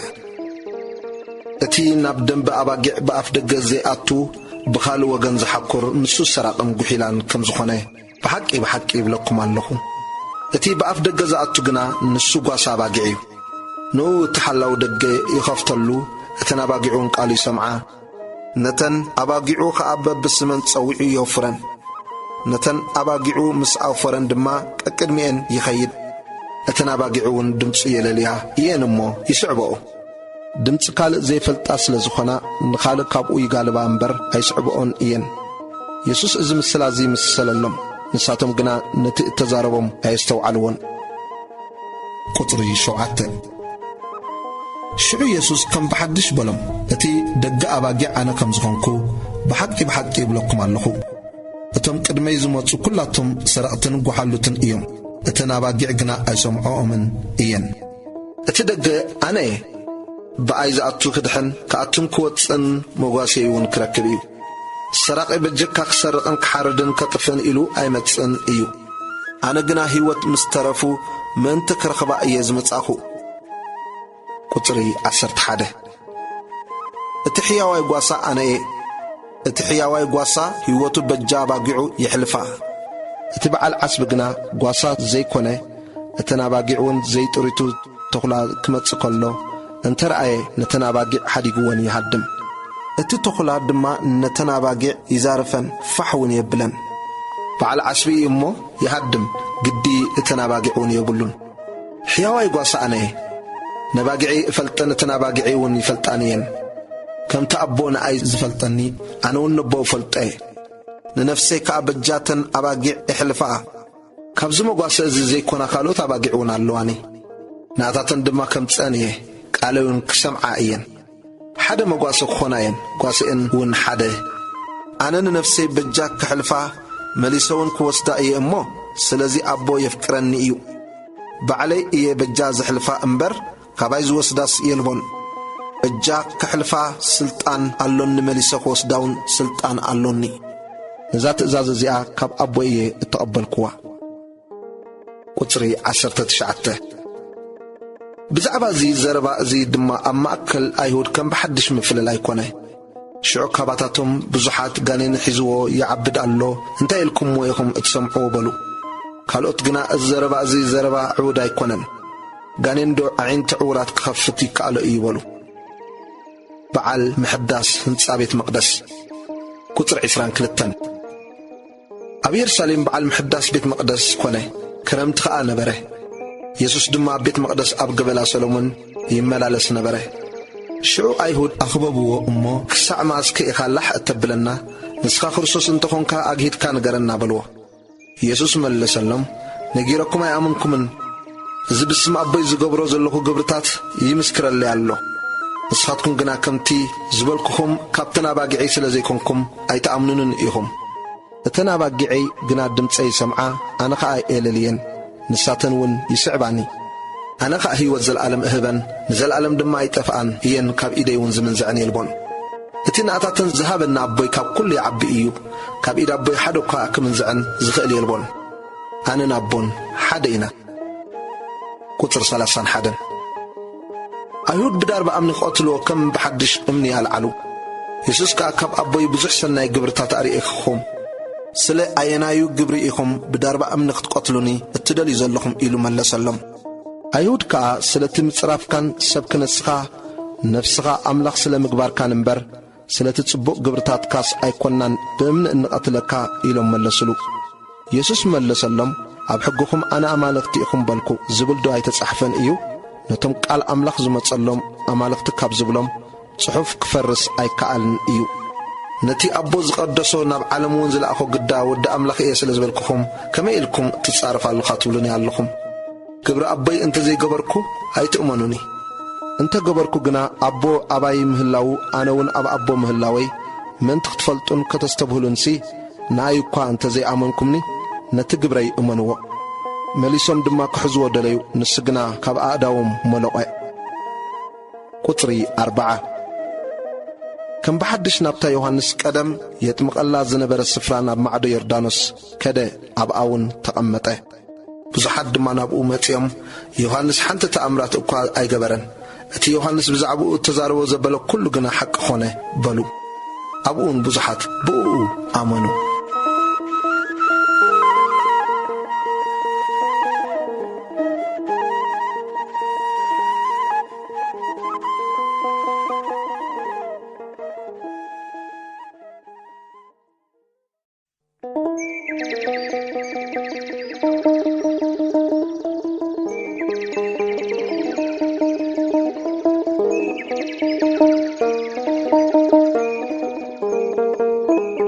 ወንጌል ዮሐንስ ምዕራፍ 11 አልዓዛር ከም ዝሞተ ቁጽሪ 1 ኣብ ቢታንያ ኣብታ ዓዲ ማርያምን ማርታን ሓብታን አልዓዛር ዝስሙ ሕሙም ሰብኣይ ነበረ ማርያም እታ ንጎይታ ቁዲ ቅብኢ ዝለኸየቶ ብፀጉሪ ርእሳውን ኣእጋሩ ዝደረዘቶ እያ እቲ ሕሙሙን አልዓዛር ሓዋ እዩ ስለዚ እተን ኣሓቱ ጎይታይ እቲ ተፍቅሮስ እኖ ሓሚሙ ኣሎ ኢለና ብኢየሱስ ለኣኻ ኢየሱስ እዚ ሰሚዑ እዚ ሕማም እዚ ወዲ ኣምላኽ ብኡ ምእንቲ ክኸብር ንኽብሪ ኣምላኽ እዩ እምበር ንሞት ኣይኮነን በለ ኢየሱስ ንማርታን ንሓብታን ንኣልዓዛርን የፍቅሮም ነበረ ምሕማሙ ምስ ሰምዐ ኣብታ ዘለዋ ስፍራ 2 መዓልቲ ወዓለ ድሕሪዚ ንደቂ መዛሙርቱ ደጊም ንዑናይ ናብ ምድሪ ይሁዳ ንኺድ በሎም ደቂ መዛሙርቱ ከዓ መምህር ብኣምሆ ኣይሁድ ብዳርባ እምኒ ክቐትሉኻ ይደልዩ ነይሮምሲ መሊስካ ዶ ናብኡ ትኸይድ በልዎ ኢየሱስ ከዓ መዓልትስ 12 ሰዓት ደይኮነትን እቲ ብመዓልቲ ዝኸይድ ብርሃን እዚ ዓለም እዚኣ ዝርኢ ስለ ዝኾነ ኣይዕንቀፍን እቲ ብለይቲ ዝኸይድ ግና ብርሃን ስለ ዘይብሉ ይዕንቀፍ እዩ ኢሉ መለሰ እዚ ተዛረበ ድሕሪዚ ድማ አልዓዛር ፈታዊና ደቂሱ ኣሎ ኣነ ግና ካብ ድቃሱ ምእንቲ ከተንስኦ ክኸይድ እየ በሎም ሽዑ ደቂ መዛሙርቱ ጎይታይ ደቂሱ እንተኾይኑስ ክጥዒ እዩ በልዎ ኢየሱስ ብዛዕባ ሞቱ እዩ ተዛረበ ናታቶም ግና ብዛዕባ ናይ ትኽስ ድቃስ ተዛረበ መሰሎም ሽዑ ኢየሱስ ብግህዶ አልዓዛር ሞይቱ ኣነ ኣብኡ ብዘይ ምንባረይ ምእንቲ ክትኣምኑስ ብዛዕባኹም እሕጐስ ኣለኹ ግና ኸንዑናይ ናብኡ ንኺድ በሎም ስለዚ እቲ ደዲሞስ ዝብልዎ ቶማስ ነቶም ብጾቱ ደቂ መዛሙርቲ ንሕና እውን ከ ምስኡ ክንመውት ንኺድ በሎም ትንሣኤን ሞትን ኢየሱስ እዩ ቁጥሪ 17 ሽዑ ኢየሱስ ምስ መጸ ኣብ መቃብር 4 መዓልቲ ገይሩ ረኸቦ ምቕራብ ቢታንያ ንኢየሩሳሌም ኣስታት 15 እስታድዮስ ኣቢሉ እዩ ካብ ኣይሁድ ድማ ብዙሓት ብዛዕባ ሓወን ከጸናንዕወን ናብ ማርያምን ማርታን መጺኦም ነበሩ ማርታ ምምጻእ ኢየሱስ ሰሚዓ ክትቅበሎ ወጸት ማርያም ግና ኣብ ቤት ተቐሚጣ ነበረት ሽዑ ማርታን ኢየሱስ ጐይታይ ኣብዚ እንተ ትነብርሲ ግዲ ሓወይ ኣይምሞተን ነይሩ ግና ሕጂውን ካብ ኣምላኽ ዝለመንካያ ዘበለ ኣምላኽ ከም ዝህበካ እፈልጥ ኣለኹ በለቶ ኢየሱስ ድማ ሓውኪ ክትንስእ እዩ በላ ማርታ ድማ በታ ድሕረይቲ መዓልቲ ብትንሣኤ ከም ዝትንስእሲ እፈልጥ ኣለኹ በለቶ ኢየሱስ ከዓ ትንሣኤን ህይወትን ኣነ እቲ በኣይ ዝኣመነስ እንተሞተ እኳ ብህይወት ክነብር እዩ ነፍሲ ወከፍ ብህይወት ዘሎ እሞ በኣይ ዝኣምን ከኣን ዘለዓለም ኣይክመውትን እዩ እዚ ዶ ተኣምኒ ኢኺ በላ ንሳዎ ጐይታይ ንስኻቲ ናብ ዓለም ዝመጽእ ክርስቶስ ወዲ ኣምላኽ ምዃንካ ኣሚና ኣለኹ በለቶ እዚ ኢላ ከደት ንማርያም ሓብታ ድማ ሰላሕ ኢላ መምህር መጺኡ ይጽዋዓክውን ኣሎ ኢላ ጽዋዕታ ንሳ እዚ ምስ ሰምዐት ቀልጢፋ ተንሰት ናብኡ ንከደት ኢየሱስ ኣብታ ማርታ እተቐበለቶ ስፍራ ጸንሐ እምበር ናብ ዓዲ ገና ኣይኣተወን ነበረ እቶም ከጸናንዕዋ ምስኣ ኣብ ቤት ዘለዉ ኣይሁድ ግና ማርያም ቀልጢፋ ብድድ ምባላ ምውፃኣን ሪኦም ናብ መቓብር ከይዳ ኣብኡ ክትበኪ እያ ኢሎም ሰዓብዋ ማርያም ናብታ ኢየሱስ ዘለዋ ስፍራ መጺኣ ምስ ረኣየቶ ኣብ እግሩ ተደፊኣ ጐይታይ ኣብዚ እንተ ትነብር ስግዲ ሓወይ ኣይምሞተን ነይሩ በለቶ ሽዑ ኢየሱስ ንሳ ክትበኪ ከላ እቶም ምስኣ ዝመጹ ኣይሁድን ክበኪዩ ከለዉ ርእዩ ብመንፈስ ተኪዙ እናሓነቕነቐ ኣበይ ኣንቢርኩምዎ በለ ንሳቶም ጐይታይ ንዓሞ ረአ በልዎ ኢየሱስ ነብዐ ስለዚ ኣይሁድ እስኪ ረአዩ ክንደይ የፍቅሮ ነይሩ በሉ ገሊኦም ግና እዚ ኣዒንቲ ትዕውር ዝኸፈተስ ነዙን ከም ዘይመውት ክገብሮ ደኾን ኣይምኽኣለን በሉ አልዓዛር ከም ዝተንሰየ ቁጥሪ 38 ሽዑ ኢየሱስ ከም ብሓድሽ ብልቡ ተከዘ ናብቲ መቃብር እውን መጸ እዚ ግና ብእምነት እተዓጽወ በዓቲ እዩ ኢየሱስ ነዚ እምኒ ኣልዕልዎ በሎም ማርታ ሓብቲ እትምውት ከዓ ጐይታይ ራብዕቲ ገይሩ እዩ እሞ ፈጺሙ ጨኒ እዩ በለቶ ኢየሱስ እንተ ተኣምንስ ክብሪ ኣምላኽ ምርኤኺ ዶ ኣይበልኩኾን በላ ድሕሪዚ ነቲ እምኒ ኣልዓልዎ ኢየሱስ ከዓ ዒንቱ ንላዕሊ ቋሕ ኣቢሉ ኣቦ ስለ ዝሰማዕኻኒ የመስግነካ ኣለኹ እዞም ደው ኢሎም ዘለዉ ህዝቢ ንስኻ ከም ዝለኣካኒ ምእንቲ ከኣምኑ ደኣየ እዚ ዝበልኩ እምበር ኣነስ ኩሉ ሳዕ ከም እትሰምዓኒ የፈልጥ ኣለኹ በለ እዚ ምስ በለ አልዓዛር ነዓ ናብ ወጻኢ ውፃእ ኢሉ ብዓብዪ ድምፂ ጨደረ እቲ ምዉት ብግንዙ ኣእዳውን ኣእጋሩን ብእስሩ ገጹውን ብመኣረምያ ተተጐንጊኑ ከሎ ወፀ ኢየሱስ ድማ ፍትሕዎ እሞ ይኺድ ሕደግዎ በሎም ኣይሁድ ንኢየሱስ ክቐትልዎ ከም ዝተማኸሩ ቁጥሪ 45 ሽዑ ካብ ኣይሁድ ብዙሓት ናብ ማርያም ዝመጹ ነቲ ንሱ ዝገበሮ ሪኦም ብኡ ኣመኑ ገሊኦም ግና ናብ ፈሪሳውያን ከይዶም እቲ ኢየሱስ ዝገበሮ ነገርዎም ቁጥሪ 47 እቶም ሊቃውንቲ ካህናትን ፈሪሳውያንን ከዓ ዋዕላ ኣኪቦም እዚ ሰብኣይ እዚ ብዙሕ ተኣምራት ይገብር ኣሎ እሞ እንታይ ንግበር ከምዚ እንተሓደግናዮ ኩሉ ብኡ ከኣምን እዩ ሮማውያን ድማ መጺኦም ምድርናን ህዝብናን ክወስዱ እዮም በሉ ሓደ ኻባታቶም ቀያፋ ዝስሙ በታ ዓመት እቲ ሊቀ ካህናት ዝነበረ ንስኻትኩም ገለ እኳ ኣይትፈልጡን ኢኹም ኩሉ ህዝቢ ካብ ዝጠፍስ ሓደ ሰብኣይ በጃ ህዝቢ እንተሞተ ከም ዝሕሸና ከቶ ኣይትሓስቡን ኢኹም በሎም በታ ዓመት እቲኣ ሊቀ ካህናት ነበረ እሞ ኢየሱስ በጃ ህዝቢ ክመውት ከም ዘለዎ ተነቢዩ እዩ እምበር እዚ ዝበለስ ካብ ልቡ ኣይኮነን ነቶም ፋሕ ዝበሉ ደቂ ኣምላኽ እውን ናብ ሓደ ክእክቦም እዩ እምበር በጃ ህዝቢ ጥራይ ክመውት ኣይኮነን ካብታ መዓልቲ እቲኣ ጀሚሮም ክቐትልዎ ተማኸሩ ቁጥሪ 54 ድሕሪዚ ኢየሱስ ጥቓ በረኻ ናብ ዘላ ምድሪ ኤፍሬም ናብ እትበሃል ከተማ ከደ እምበር ኣብ ማእከል ኣይሁድ ብግልፂ ኣይተመላለሰን ምስ ደቂ መዛሙርቱ እውን ኣብኣ ተቐመጠ ፋሲጋ ኣይሁድ ድማ ቀሪቡ ነበረ ብዙሓት ሰብ ከዓ ቅድሚ በዓል ፋሲጋ ርእሶም ከንጽሑ ካብታ ምድሪ ናብ ኢየሩሳሌም ደየቡ።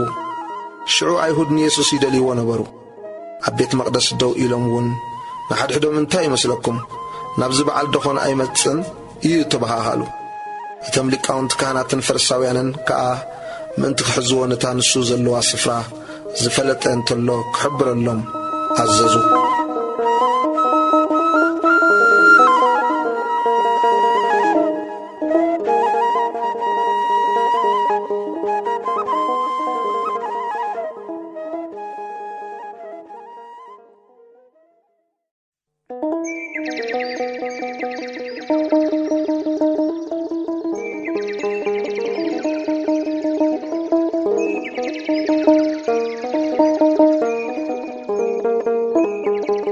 ወንጌል ዮሐንስ ምዕራፍ 12 ኢየሱስ ኣብ ቢታንያ ሽቶ ከም ዝተቐብአ ቁጽሪ 1 ሽዑ ኢየሱስ 6 መዓልቲ ቅድሚ ፋሲጋ ናብታ ንሱ ካብ ሙታ ዝተንስኦ ኣልዓዛር ዘለዋ ናብ ቢታንያ መጸ። ኣብኣ ኸዓ ድራር ገበረሉ። ማርታ እውን ተገልግል ነበረት። ካብቶም መቓምጡ ሓደ ኸዓ ኣልዓዛር እዩ። ማርያም ድማ ሓደ ነጥሪ ብዙሕ ዝዋግኡ ቁዱይ ቅብኢ ጽሩይ ናርዶስ ወሲዳ ብኡ ጌራ ኣእጋር ኢየሱስ ለኸየት። ብፀጉሪ ርእሳ እውን ደረዘቶ። እታ ቤት ከዓ ብመዓዛ እቲ ቁዱይ ቅብኢ መልአት። ካብቶም ደቂ መዛሙርቱ ሓደ እቲ ከትሕዞ ዘለዎ ይሁዳ ኣስቆሮታዊ ወዲ ስምዖን ግና እዚ ቁዱይ ቅብኢ እዚ ከመይ ግዳን 300 ድሪም ተሸይጡስ ንድኻታት ዘይወሃብ በለ። እዚ ዝበለ ሰራቕ ስለ ዝኾነ እዩ እምበር ንድኻታት ሓሊሎም ኣይኮነን።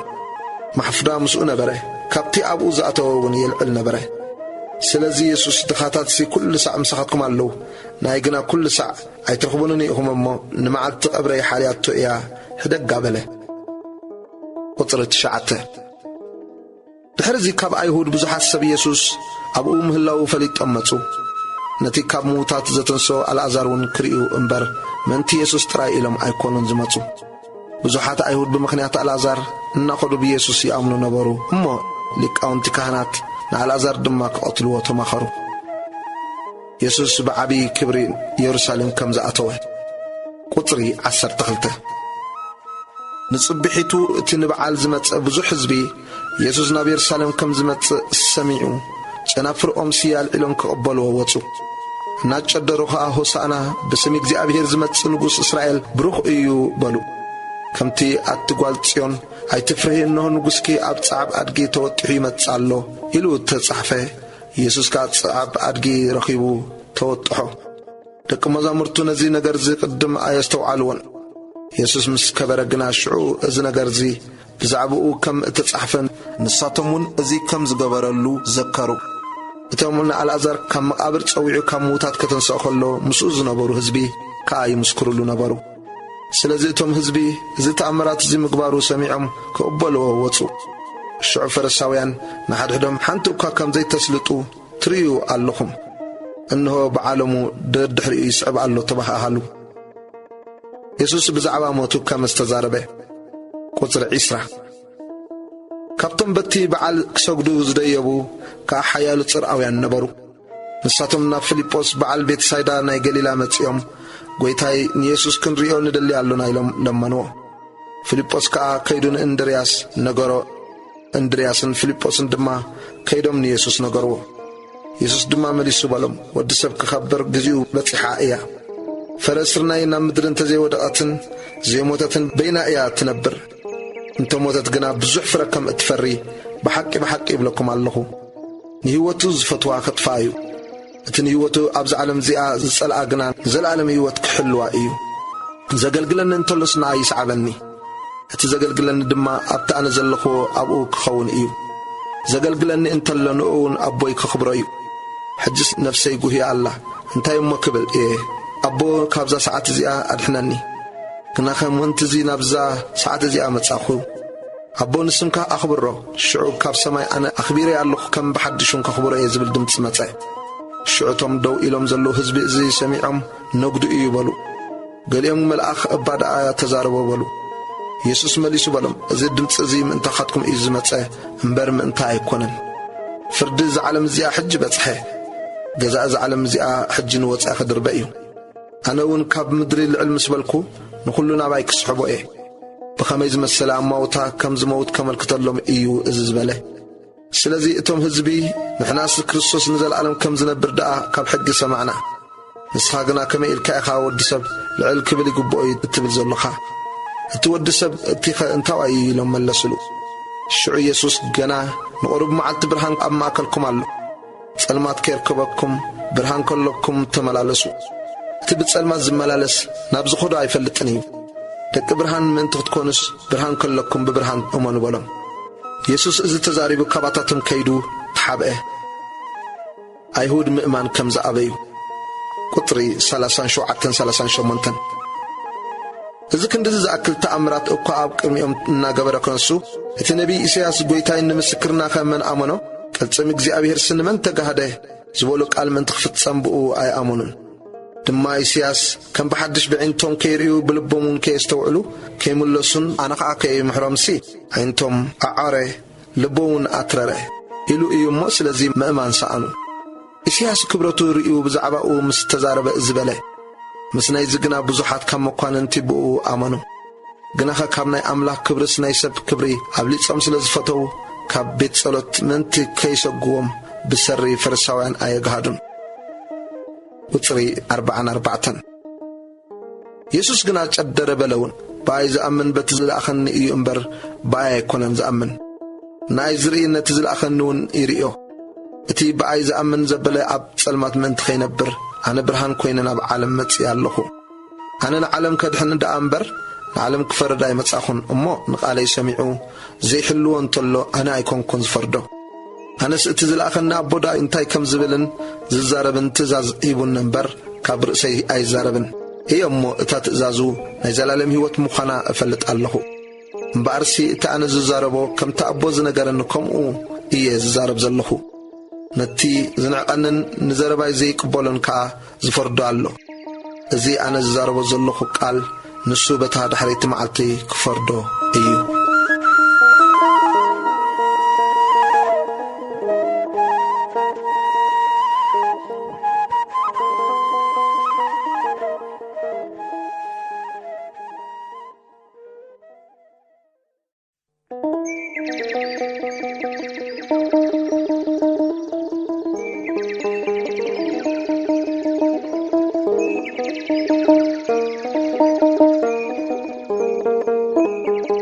وانجيل يوحنس معرف 13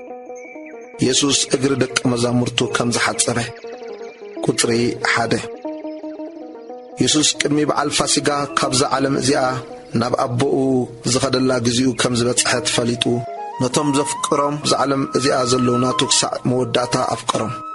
كدررو خلو خاء ديابلوس ناب لبي يهودا أسقرطا ود سمعون كتحزو قدم حساب آتيو نبري يسوس كا أبون كله أبيدو كم زهبو كاب أملاك دما كم زمتنا بأملاكون كم زخيد فليتو كاب درار تنسيق داونتو أمبري على بال علون تعاتك دحر ماي أبقبرا أعرقو أقار دك مزامرتو حدسبن بتي اتعاتكو على باقيرو كدرزن جمره شعونا بسمعون بيتروس متى نسخة أقويتاي نسخة دو أقاريك تحدسبني إخا ولو يسوس مليسو نتأنا زقبرو نسخة حجي أي تفلطوني دحر زقنا كتفلطو إخا ولو بيتروس كأنزل عالم أقاري أي تحدسبنني إخا ولو يسوس كا أنا انت زي حدسبكو خاص مساي قدايا بالكان إلو من لسلو سمعون بيتروس دما أقويتاي عداوين رسين دما أمبر أقاري تراي كونن بلو يسوس كا اتي تحدسبه كلن تنو نصحي امو بجكا أقارو محصابا يدليون إيو نسخاتكم كا نصحاتيكم كناخ كل خاتكم أيكونكم من بله نتيجة حزوزي فلطو نبر امو سلازي كلاتكم نصحاتي أيكونكم من زباله قطري 13 كم زجيرو أقارو مسحات أبام كداونتو تخدينو كم بحدش تقميتو زقبر كلكم سي تفلطو ودو اللهم بلم نسخاتكم ممهرن قويتان تولوني اللهم أناكم إيه أمو صبو بالكم أنا ممهرن قويتان كنسي أقاركم كاب حسبكوس كمتي أنا أبخاتكم زقبركو نسخاتكم ون كمو خطقبرو مرأي هيبكم اللهم أمو كمو أقار أحد حدكم كتحاسبو يقبأكم إيو باريا كاب قويتاو أي بلتسن لأخون كاب لأخيو أي بلتسن إيو إلا بحكي بلكم اللهم نزي اتفلتو أنتخونكم انت قبركم وصبت عنيكم أنا نتم زحرخوم فلطم إيه بزعبا كل خاتكم أيكونكم ززارب زلخو جناخي اتصحف من تخفت سمسي اتنجيرا يزبل شخونا أو أبايا العلي مسكونا أنا مخاني من تختامنو كأكي كونا حجي نقرأكم الله نتزل أكو زقبلنا يقبل اتين عايز قبل دمانتي زل أخني يزقبل إلى بحق يبلكم الله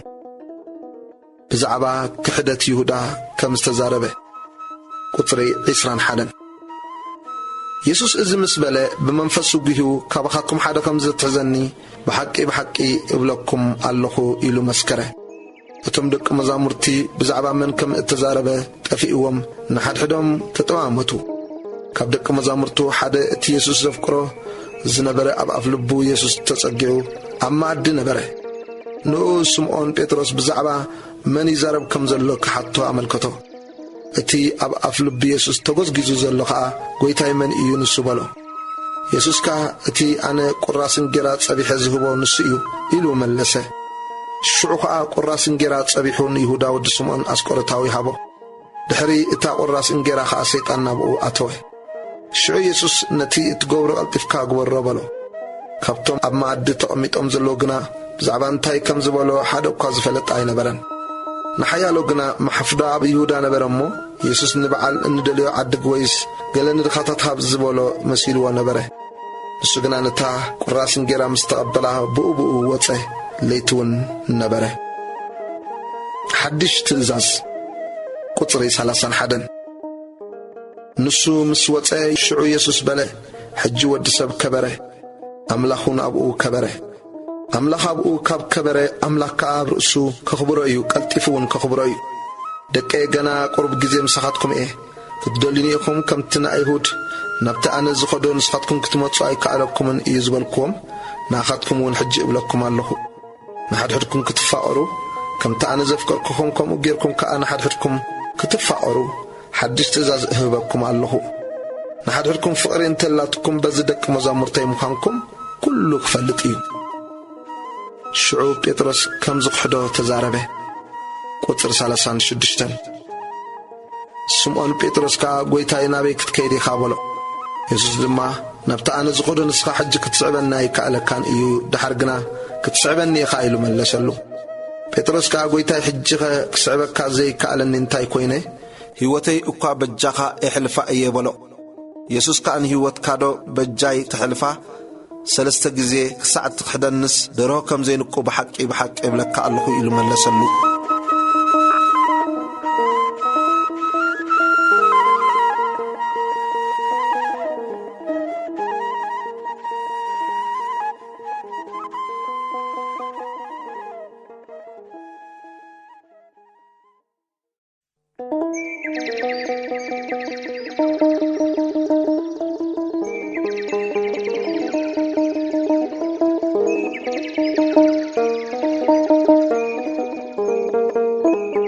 وانجيل يوحنس معراف 14 يسوس مقدن حقن ايو قطري حده لبهم اي شبر بأملاخ امنو بايون امنو عبيت ابوي بزح محدر الله اتي انت زي هلوس وبلكهم نيره سفرا خدالو لكم خيد اللخو كيد السفرا مسعدالو لكم ابتعنا زلخو نسخاتكم ون ابو من تفتكونس تملسك متيمو نابايك خوصدكم ايه أنا نابي كم زخيد تفلتيو نتي مقدون تفلتو يخون توماس كا قويتاي نابي كم اتخيد اين فلتنينا نتي مقدخا خمجرنا اينا نفلتو بلو يسوس كا مقدن حق ان هيوتن أنا بزي بأي حدو كوانا أبوز متسيالون نا انت تفلتونس نبايون مفلتكم ونيركم كاب حجي تفلتون ريخم وانا اللهم بلو فيليبوس كا قويتاي نبو أرئينا مو يأخلنا بلو يسوس بولو فيليبوس زي كندزز أكل زمن مساخاتكم كنبرك اللغس أي تفلتنن ديخا اتن عايز رأيه نبو رأيو كميل كاخر نبو أرئينا تبلا اللغا أنا أبو كم زلخو أبو ناباي كم زلو دو أي تأمنني خا اتي أباي زلو أبو بعلو إيو قبرتاتو زقبر زلو مبر زين أخاتكم زنقركم زلخو زرباس قابل إسي أيكم كن ززارب زلخو أنا أبو مهلاوي أبون أباي مهلاو منني እንተ ዘይኮነስ ስለቲ ግብርታት እኳ እሞንኒ ኣነ ናብ ኣቦይ ይኸይድ ኣለኹ እሞ እቲ ብኣይ ዝኣምን ነዚ ኣነ ዝገብሮ ዘለኹ ግብርታት ከም ዝገብር ካብኡ ዝዓብውን ከም ዝገብር ብሓቂ ይብለኩም ኣለኹ ኣቦ ኣብ ወዲ ምእንቲ ክኸብርሲ ብስመይ ዝለመንኩም ሞ ዘበለ ኩሉ ክገብረልኩም እየ ብስመይ ገለ እንተ ለመንኩም ክገብረልኩም እየ መንፈስ ቅዱስ ክሰደሎም ከም ዘተስፈዎም ቁጥሪ 15 እተፍቅሩን እንተኾንኩም ትእዛዛት ይሓልው ኣነ ከዓ ነቦ ክልሙኖ እየ ንሱ ድማ ንዘለዓለም ንስኻትኩም ዝነብር ካልእ መጽናንዒ ክህበኩም እዩ ነቲ መንፈስ ሓቂ ዓለም ዘይትሪኦን ዘይትፈልጦን ስለ ዝኾነት ክትቅበሉ ኣይኮነላን እዩ ንስኻትኩም ግና ምስኻትኩም ይሓድር ኣባኻትኩም እውን ክነብር እዩ እሞ ትፈልጥዎ ኢኹም ቁጥሪ 18 ኣነ ዝኽተማትኩምኩም ኣይሓድገኩምን ናባኻትኩም ክመጽእ ቁርብ ጊዜ ዓለም ደጊም ኣይክትሪአንን እያ ንስኻትኩም ግና ክትሪኡኒ ኢኹም ኣነ ህያው እየ እሞ ንስኻትኩም እውን ህያዋን ክትኮኑ ኢኹም በታ መዓልቲ እቲኣ ኣነ ኣብ ኣቦይ ንስኻትኩም ከዓ ኣባይ ኣነ እውን ኣባኻትኩም ምህላዊ ክትፈልጡ ኢኹም እቲ ትእዛዛተይ ዘለዎ እሞ ዝሕልዎ ንሱ እዩ ዘፍቅረኒ ነቲ ዘፍቅረኒ ድማ ኣቦይ የፍቅሮ እዩ ኣነ እውን የፍቅሮ ርእሰይ ከዓ እገልጸሉ እቲ ዘይ ኣስቆሮታዊ ይሁዳ ድማ ጐይታይ እቲ ርእስኻን ዓለም ዘይኮነ ንኣና እትገልጸሉ እንታይ እዩ በሎ ኢየሱስ ከዓ ዘፍቅረኒ እንተሎ ቃለይ ይሕሉ እዩ ኣቦይ ድማ የፍቅሮ ናብኡ እውን ንመጽእ ኣብኡ ከዓ ማሓደር ክንገብር ኢና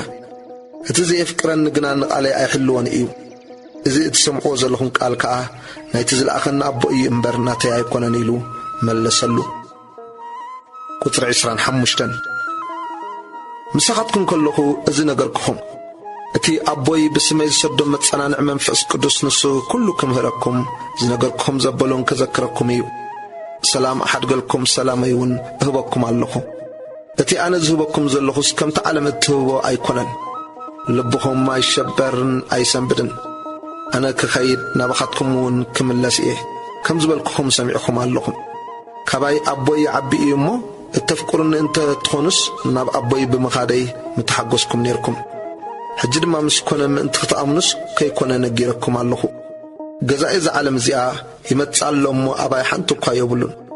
ደጊም ንስኻትኩም ብዙሕ ኣይዛረብን እየ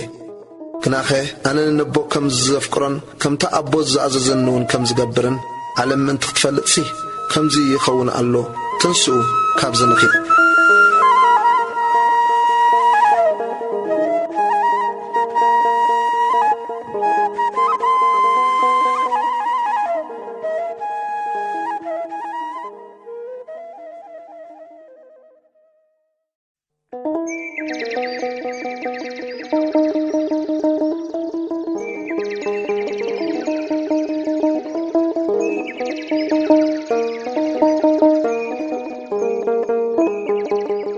ወንጌል ዮሐንስ ምዕራፍ 15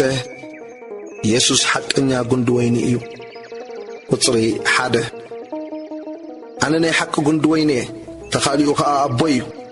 ነቲ ኣባይ ዘሎ ፍረ ዘይፈሪ ዘበለ ኩሉ ጨንፈር የርሕቆ ነቲ ፍረ ዝፈሪ ዘበለ ጨንፈር ግና ኣዝዩ ምእንቲ ክፈሪ የጽዮ ንስኻትኩም ከዓ ሳላቲ ዝነገርክኹም ቃል ድሮ ንጹሓት ኢኹም ኣባይ ጽንዑ ኣነ እውን ኣባኻትኩም ጨንፈር ኣብቲ ጉንዲ ወይኑ እንተ ዘይጸንዐ ካብ ርእሱ ክፈሪ ከም ዘይክእል ንስኻትኩም እውን ኣባይ እንተ ዘይጸናዕኹም ከምኡ ኢኹም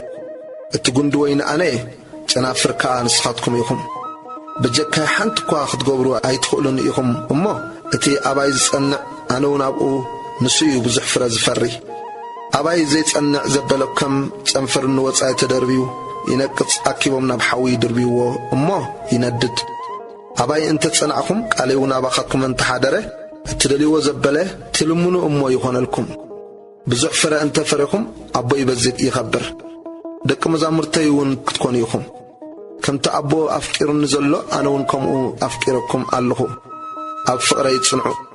ከምቲ ኣነ ትእዛዛት ኣቦይ ዝሓለኹ ኣብ ፍቕሪ እውን ጸኒዐ ዘለኹ ከምኡ ከዓ ንስኻትኩም ትእዛዛተይ እንተሓለኹም ኣብ ፍቕረይ ክትጸንዑ ኢኹም ሓጐሰይ ኣባኻትኩም ምእንቲ ክትጸንዕ ሓጐስኩም እውን ክፍጸምሲ እዚ ነገርክኹም ከምቲ ኣነ ዘፍቀርክኹም ንናሓድሕድኩም ክትፋቐሩ ትእዛዘይ እዚ እዩ ሰብ ንህይወቱ ኣብ ክንዲ ዓርኹ በጃ ክሕልፍ ካብ ዝዓቢ ፍቕሪ የልቦን ንስኻትኩም እዚ ዝኣዘዝኩኹም ዘበለ ኩሉ እንተገበርኩም ኣዕርኾይ ኢኹም እቲ ካብ ኣቦይ ዝሰማዕኽዎ ዘበለ ንኣኻትኩም ስለ ዘፍለጥኩኹም እየ ኣዕርኾይ ዝበልኩኹም ባርያስ ጐይታኡ ዝገብሮ ኣይፈልጥን እዩ እሞ ደጊም ባሮት ኣይብለኩምን እየ ኣነ ሓርኸኹም እምበር ንስኻትኩም ኣይሓርኹምንን ክትኮዱን ፍረ ክትፈርዩን ፍሬኹም እውን ነባሪ ክኸውን ነቦ ብስመይ ዝለመንኩሞ ዘበለ ምእንቲ ክህበኩም ነዚ መደብክኹም ንሓድሕድኩም ክትፋቐሩ እዚ እእዝዘኩም ኣለኹ ዓለም ክትጸልኣኩም እያ ቁጥሪ 18 ዓለም እንተጸልኣትኩም ንኣይ ቅድሚኹም ከም ጸላት ንፍለጡ ካብ ዓለም እንተትኾኑስ ዓለም ነቲ ናታ ዝኾነ ትፈትዎ እያ እሞ ፈትወትኩም ነይራ ኣነ ዳየ ካብ ዓለም ዝሓርኸኹም እምበር ካብ ዓለም ኣይኮንኩምን ስለዚ ዓለም ትጸልኣትኩም እያ ነቲ ባርያ ካብ ጐይታኡ ኣይዓብን እዩ ኢለ ዝነገርክኹም ቃል ዘክርዎ ንኣይ ሰጊጎምኒ እንተ ኾይኖም ንኣኻትኩም እውን ክሰግኹም እዮም ቃለይ ሓልዮም እንተ ኾይኖም ከዓ ቃልኩም እውን ክሕልው እዮም ግና ኸነቲ ዝለኣኸኒ ኣይፈልጥዎን እዮም እሞ ስለ ስመይ እዚ ኩሉ ክገብርኹም እዮም ኣነ መጺአ እንተ ዘይነግሮም ሓጢኣታይ ምኾኖምን ነይሩ ሕጂ ግና ንሓጢኣቶም ምኽንያት የብሎምን እቲ ንኣይ ዝጸልኣኒ ነቦይ እውን ይጸልኦ እዩ ካልእ ዘይገበሮ ግብሪ እንተ ዘይገብረሎም ሓጢኣት ኣይምኾኖምን ነይሩ ሕጂ ግና ሪኦምሲ ንኣይን ነቦይን ጸልኡና እዚ ግና እቲ ኣብ ሕጎም ብዘይ ምኽንያት ጸልኡኒ ጽሑፍ ዘሎ ቃል ምእንቲ ክፍጸም እዩ ዝኾነ እቲ ኣነ ካብ ኣቦ ዝሰደልኩም መጸናንዒ ካብ ኣቦ ዝወፅእ መንፈስ ሓቂ ምስ መጸ ግና ንሱ ክምስክረለይ እዩ ንስኻትኩም እውን ካብ መጀመርታ ምሳይ ነርኩም ኢኹም እሞ ትምስክሩለይ ኢኹም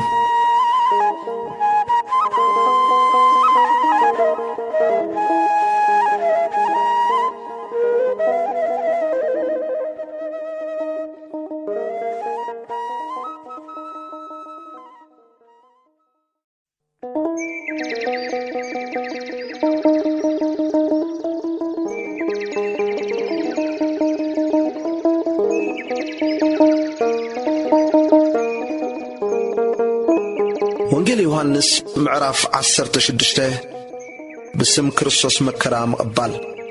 قطري 1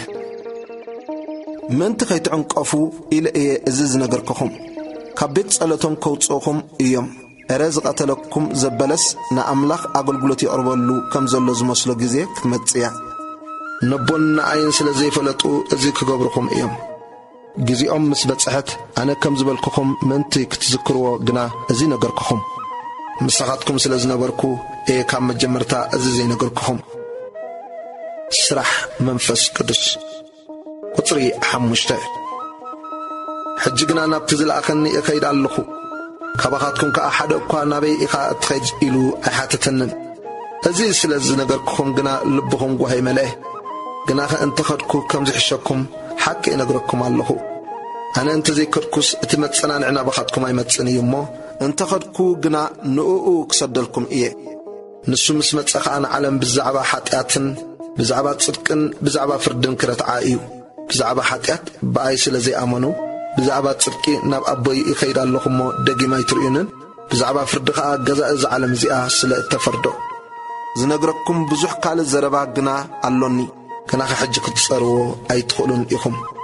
اتي منفس حق مسمصغنا نسو زسمعو زبل اي زارب انبر كابرسو اي زاربن ايومو نسو نتزمت كفلطكم نا كل حقون كما حقكم ايو نسو كباي كوسدن كنغركم ايومو ناي كخبرني اتناي ابو زبل كل ناتاي ايو سلازي كباي وسيدو كنغركم ايو زبلكم يسوس كم زملس قطر 16 ناب ابوي اخيد اللهمو قرب غزي ايتريونني اخم كم بحدش دما قرب غزي كتريوني اخم شعو كابتم دك مزامرتو حيالو زناب ابوي كخيد ايمو قرب غزي ايتريونن يكون كم بحدش دما قرب غزي كتريوني اخم زبلنا زلوس انت ايو تباهالو سلازي نزي زاربو زلو زيستو علنايو قرب غزي زبلو زلوس انت يكون ايو بالو يسوس كحتو كم زدلو يفليت بالم قرب غزي ايتريونني اخم كم بحدش دما قرب غزي كتريوني اخم سلازبلكم دو نحدحدكم تمرامرو علىكم نسخاتكم كتبخيون كتحزنوني اخم عالم غنا باح كبلايو نسخاتكم كتغيو اخم غنا خيتغايكم ناب حغوس كم زلوط بحقي يبلكم علىكم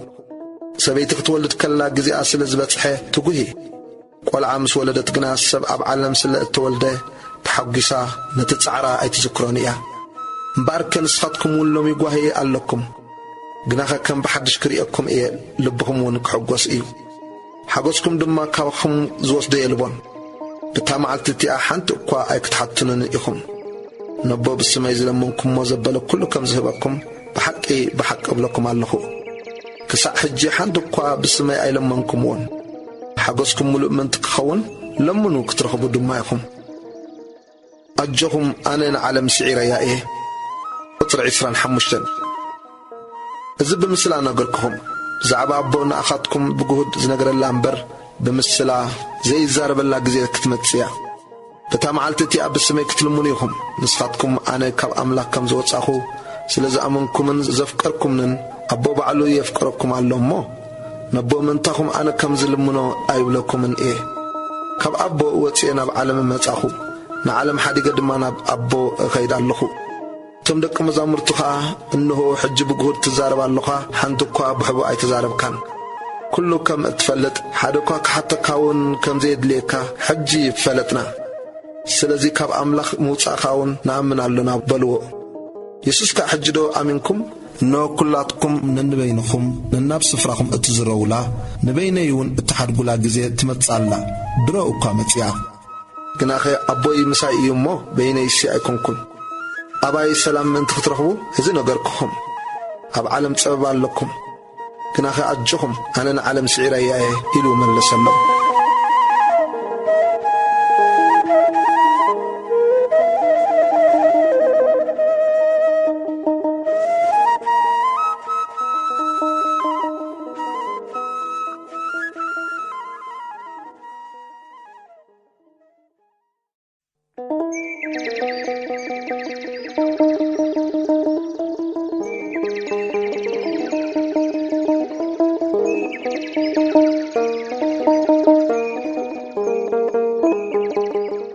ወንጌል ዮሐንስ ምዕራፍ 17 ኢየሱስ ምንት ደቀ መዛሙርቱ ከም ዝጸለየ ቁጽሪ 1-2 ኢየሱስ እዚ ተዛሪቦ ዓይንቱ ናብ ሰማይ ቋሕ ኣቢሉ በለ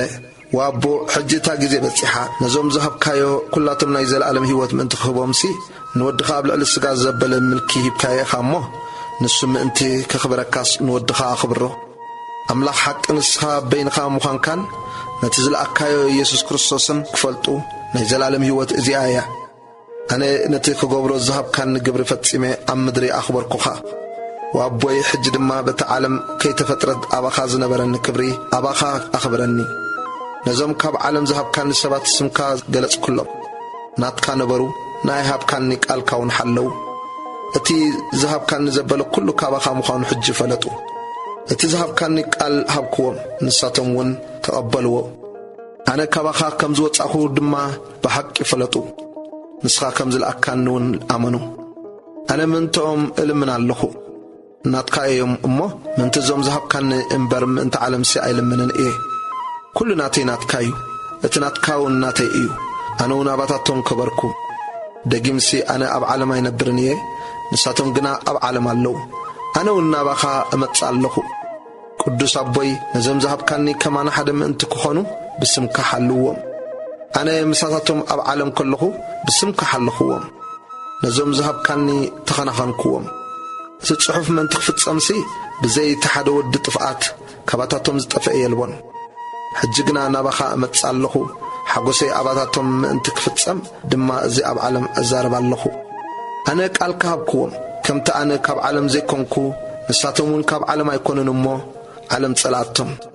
ካብቲ ክፉእ ክትሕልዎም እምበር ካብ ዓለም ከተውፅኦም ኣይኮንኩን ዝልምን ዘለኹ ከምቲ ኣነ ካብ ዓለም ዘይኮንኩ ንሳቶም እውን ካብ ዓለም ኣይኮኑን በቲ ሓቂ ቀድሶም ቃልካ ሓቂ እዩ ከምቲ ንኣይ ናብ ዓለም ዝለኣካኒ ከምኡውን ኣነ ናብ ዓለም ለኣክዎም ንሳቶም ብሓቂ ምእንቲ ክቅደሱስ ኣነ ርእሰይ ስሊኦም እቕድስ ኣለኹ ኢየሱስ ምእንቲ ኩሎም ኣመንቲ ከም ዝጸለየ ቁጽሪ 20 ስለቶም ብቓሎም ብኣይ ዝኣምኑ ድማ እምበር ስለዚኣቶም ጥራይ ኣይኮንኩን ዝልምን ዘለኹ ዓለም ንስኻ ከም ዝለኣካኒ ምእንቲ ክትኣምንሲ ወኣቦይ ከምቲ ንስኻ ኣባይ ዘለኹ ኣነ እውን ኣባኻ ከምኡ ድማ ንሳቶም ኣባና ሓደ ክኾኑ ኩላቶም ሓደ ምእንቲ ክኾኑ እልምን ኣለኹ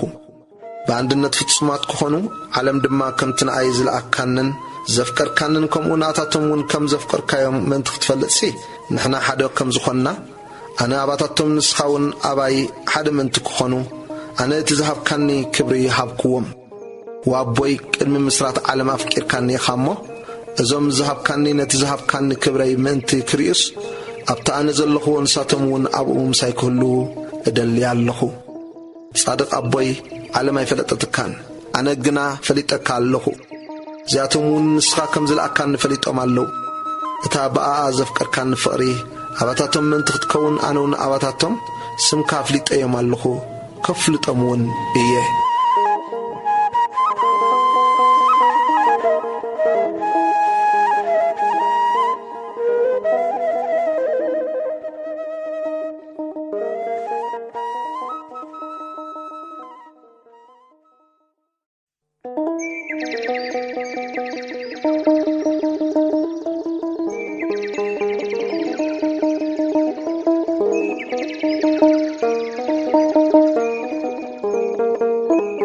ወንጌል ዮሐንስ ምዕራፍ 18 ይሁዳ ንኢየሱስ ከም ዘተሓዞ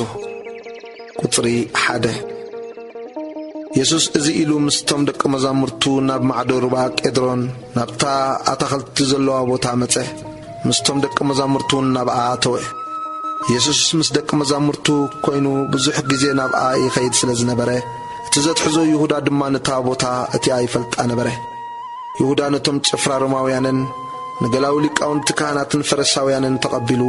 ፋናታትን መብራህትታትን ኣጽዋርን ሒዙ መጸ ሽዑ ኢየሱስ ዝመጾ ዘበለ ፈሊጡ ወጸ እሞ ንመን ትደልዩ ኣለኹም በሎም ንሳቶም ንኢየሱስ ናዝሬታዊ ኢሎም መለስሉ ኢየሱስ ከዓ ኣነ እየ በሎም እቲ ዘትሕዞ ይሁዳ ድማ ምሳታቶም ደው ኢሉ ነበረ ሽዑ ኣነ እየ ምስ በሎም ኣድሓርሓሩ ናብ ምድሪ እውን ወደቑ ከም ብሓድሽ ድማ ንመን ትደልዩ ኣለኹም ኢሉ ሓተቶም ንሳቶም ከዓ ንኢየሱስ ናዝሬታዊ ይበሉ እቲ ካብዞም ዝሃብካኒ ሓደ እኳ ኣጥፋእኹን ዝበሎ ቃል ምንቲ ክፍጸምሲ ኢየሱስ ኣነ እየ ኢለኩም ናይ ትደልዩ እንታኣሊኹምሲ ነዚኣቶም ይኹይዱ ሕደግዎም ኢሉ መለሰሎም ሽዑ እቲ ሰይፊ ዝነበሮ ስምዖን ጴጥሮስ ሰይፊ መሊሑ ንባርያ ሊቀ ካህናት ወቂዑ የማነይቲ እዝኑ ቆረጾ ስም እቲ ባርያውን ማልኮስ እዩ ኢየሱስ ከዓ ንጴጥሮስ ሰይፍኻ ናብ ሰፈሩ መለሶ ነታ ኣቦይ ዝሃበኒ ጽዋእሲ ኣይሰትያን ዶ እየ በሎ ኢየሱስ ኣብ ቅድሚ ሃና ቀያፋ ቁጽሪ 12 ሽዑቶም ጭፍራን እቲ ሓለቓ ሽሕን እቶም ገላዊ ኣይሁድን ንኢየሱስ ሒዞም ኣሰርዎ ሃና ነቲ ዓመት እቲ ሊቀ ካህናት ዝነበረ ቀያፋ ሓሙኡ ስለ ዝኾነ ቅድም ናብኡ ወሰድዎ ቀያፋ ከዓ እቲ ኣብ ክንዲ ህዝቢ ሓደ ሰብኣይ እንተሞተ ይሓይሽ ኢሉ ንኣይሁድ ዝመኸሮም እዩ ክሕደት ጴጥሮስ ቁጽሪ 15 ስምዖን ጴጥሮስ ከዓ ምስቲ ሓደ ካልእ ወዲ መዝሙር ኮይኑ ንኢየሱስ ሰዓቦ እቲ ኣብ ሊቀ ካህናት ፍሉጥ ዝነበረ ወዲ መዝሙር እውን ምስ ኢየሱስ ናብ ገዛ ሊቀ ካህናት ኣተወ ጴጥሮስ ግና ኣብ ጥቓ ኣፍ ደገ ብወጻኢ ደው በለ እቲ ኣብ ሊቀ ካህናት ፍሉጥ ዝነበረ ወዲ መዝሙር ከዓ ወጸሞ ነታ ዓጻዊት ደገ ነጊሩ ንጴጥሮስ ኣእቶ ሽዑ ሓንቲ ገረድ ንሳ እቲ ዓጻዊት ደገ ንጴጥሮስ ንስኻውንዶ ካብ ደቀ መዛሙርቲ እዚ ሰብኣይ እዚ ኢኻ በለቶ ንሱ ግና ኣይፋለይን በለ ብዙሕ ቁሪ ነበረ እሞ እቶም ባሮትን ገላውን ሓዊ ኣጉሂሮም ደው ኢሎም ይስሕኑ ነበሩ ጴጥሮስም ምሳታቶም ደው ኢሉ ይስሕን ነበረ ሊቀ ካህናት ንኢየሱስ ከም ዝመርመሮ ቁጽሪ 19 ሽዑ እቲ ሊቀ ካህናት ንኢየሱስ ብዛዕባ ደቀ መዛሙርቱን ትምህርቱን ሓተቶ ኢየሱስ ከዓ ኣነ ንዓለም ብግሁድ እዛረባ ኩሉ ሰዓውን ኣብቲ ኣይሁድ ዝእከብሉ ዘበለ ኣብ ቤት ጸሎትን ቤት መቕደስን እምህር ነይረ ሓንቲ እኳ ብሕቡእ ኣይተዛረብኩን ንምንታይ ንኣይ ተሓተኒ ኣለኻ ነቶም ዘረባይ ዝሰምዑ ሕተቶም እነሆ ንሳቶም ነቲ ኣነ ዝተዛረብክዎ ይፈልጥዎ እዮም ኢሉ መለሰሉ እዚ ምስ በለ ካብቶም ገላዊ ሓደ ኣብኡ ደው ኢሉ ዝነበረ ሊቀ ካህናት ዶ ከምዚ ኢልካ ትምልሰሉ ኣለኻ ኢሉ ንኢየሱስ ጸፍዖ ኢየሱስ ከዓ ክፉእ እንተተዛሪበ ክፉእ ምዃኑ መስክር ጽቡቕ ተተዛሪበ እንተኾይነ ግና ስለምንታይ ተወቕዓኒ ኣለኻ ኢሉ መለሰሉ ሃና ከዓ ናብ ቀያፋ እቲ ሊቀ ካህናት ብእሱሩ ሰደዶ ጴጥሮስ ካልኣይ ሰዓን ሳልሳይ ሰዓን ከም ዝኸሓዶ ቁጽሪ 25 ስምዖን ጴጥሮስ ከዓ ደው ኢሉ ሓዊ ይስሕን ነበረ ስለዚ ንስኻስ ካብቶም ደቂ መዛሙርቱ ደኾን ትኸውን በልዎ። ንሱ ግና ኣይፋለይ ኢሉ ክሓደ። ካብቶም ባሮት ሊቃውንቲ ካህናት ሓደ ነቲ ጴጥሮስ እዝኑ ዝቖረጾስ ዘመዱ ኣብቲ ኣታኽልቲ ዶ ባዕለይ ምስኡ ኣይረኣኹኻን በሎ። ሽዑ ጴጥሮስ ከም ብሓድሽ ክሓደ ብኡውን ደርሆ ነቀወ። ኢየሱስ ኣብ ቅድሚ ጲላጦስ ቁፅሪ 28 ሽዑን ኢየሱስ ካብ ቀያፋና መጋባእያ ወሰድዎ። ንጉህ ድማ ነበረ። ንሳቶም ግና ከንሸል ፋሲጋ ምእንቲ ክበልዑስ ከይረኽሱ ናብ መጋባእያ ኣይኣተውን። ሽዑ ጲላጦስ ናባታቶም እናወፃኢ ወፂኡ ነዚ ሰብኣይ እዚ እንታይ ክሲ ተምጽእሉ ኣለኹም በሎም። ንሳቶም እዚ ገባሪ ክፉእ እንተዘይከውንሲ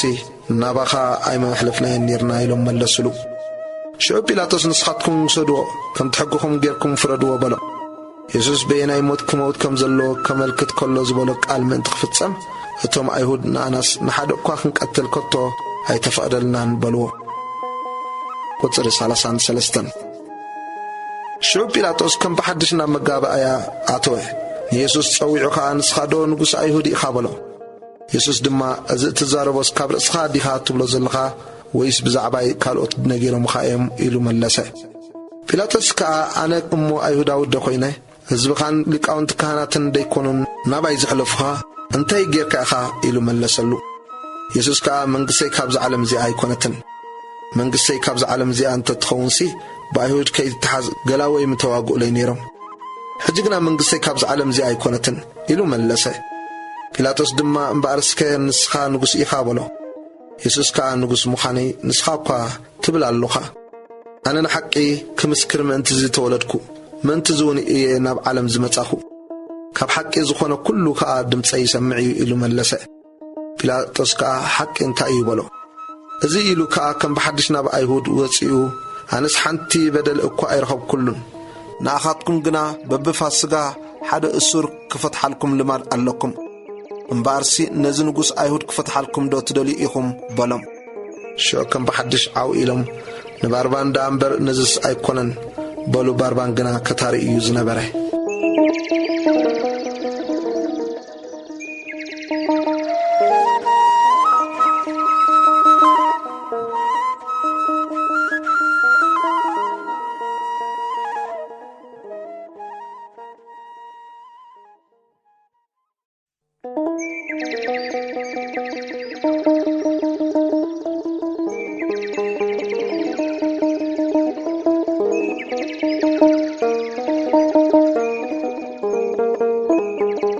ወንጌል ዮሐንስ ምዕራፍ 19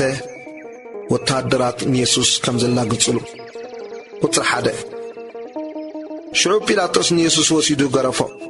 እቶም ጭፍራ ከዓ ኣኽሊል እሾኽ ተኒጎም ኣብ ርእሱ ደፍኡሉ ቀይሕ ባርነሱን ከደንዎ። መመጺኦም ከዓ ወንጉስ ኣይሁድ ከመይኻ ይብልዎ ገጹን ይጸፍእዎ ነበሩ። ጲላጦስ ከም ብሓድሽ ናብ ወጻኢ ወፂኡ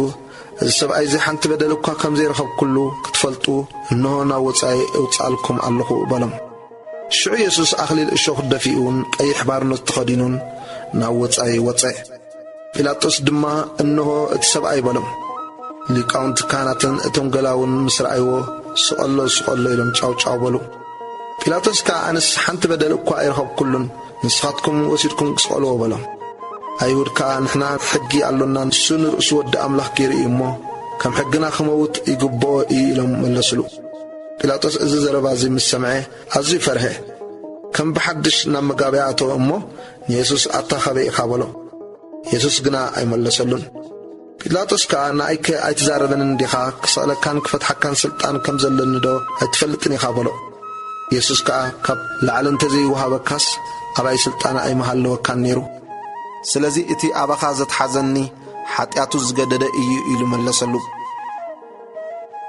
ኢየሱስ ንሞት ከም ዝተፈርደ። ቁፅሪ 12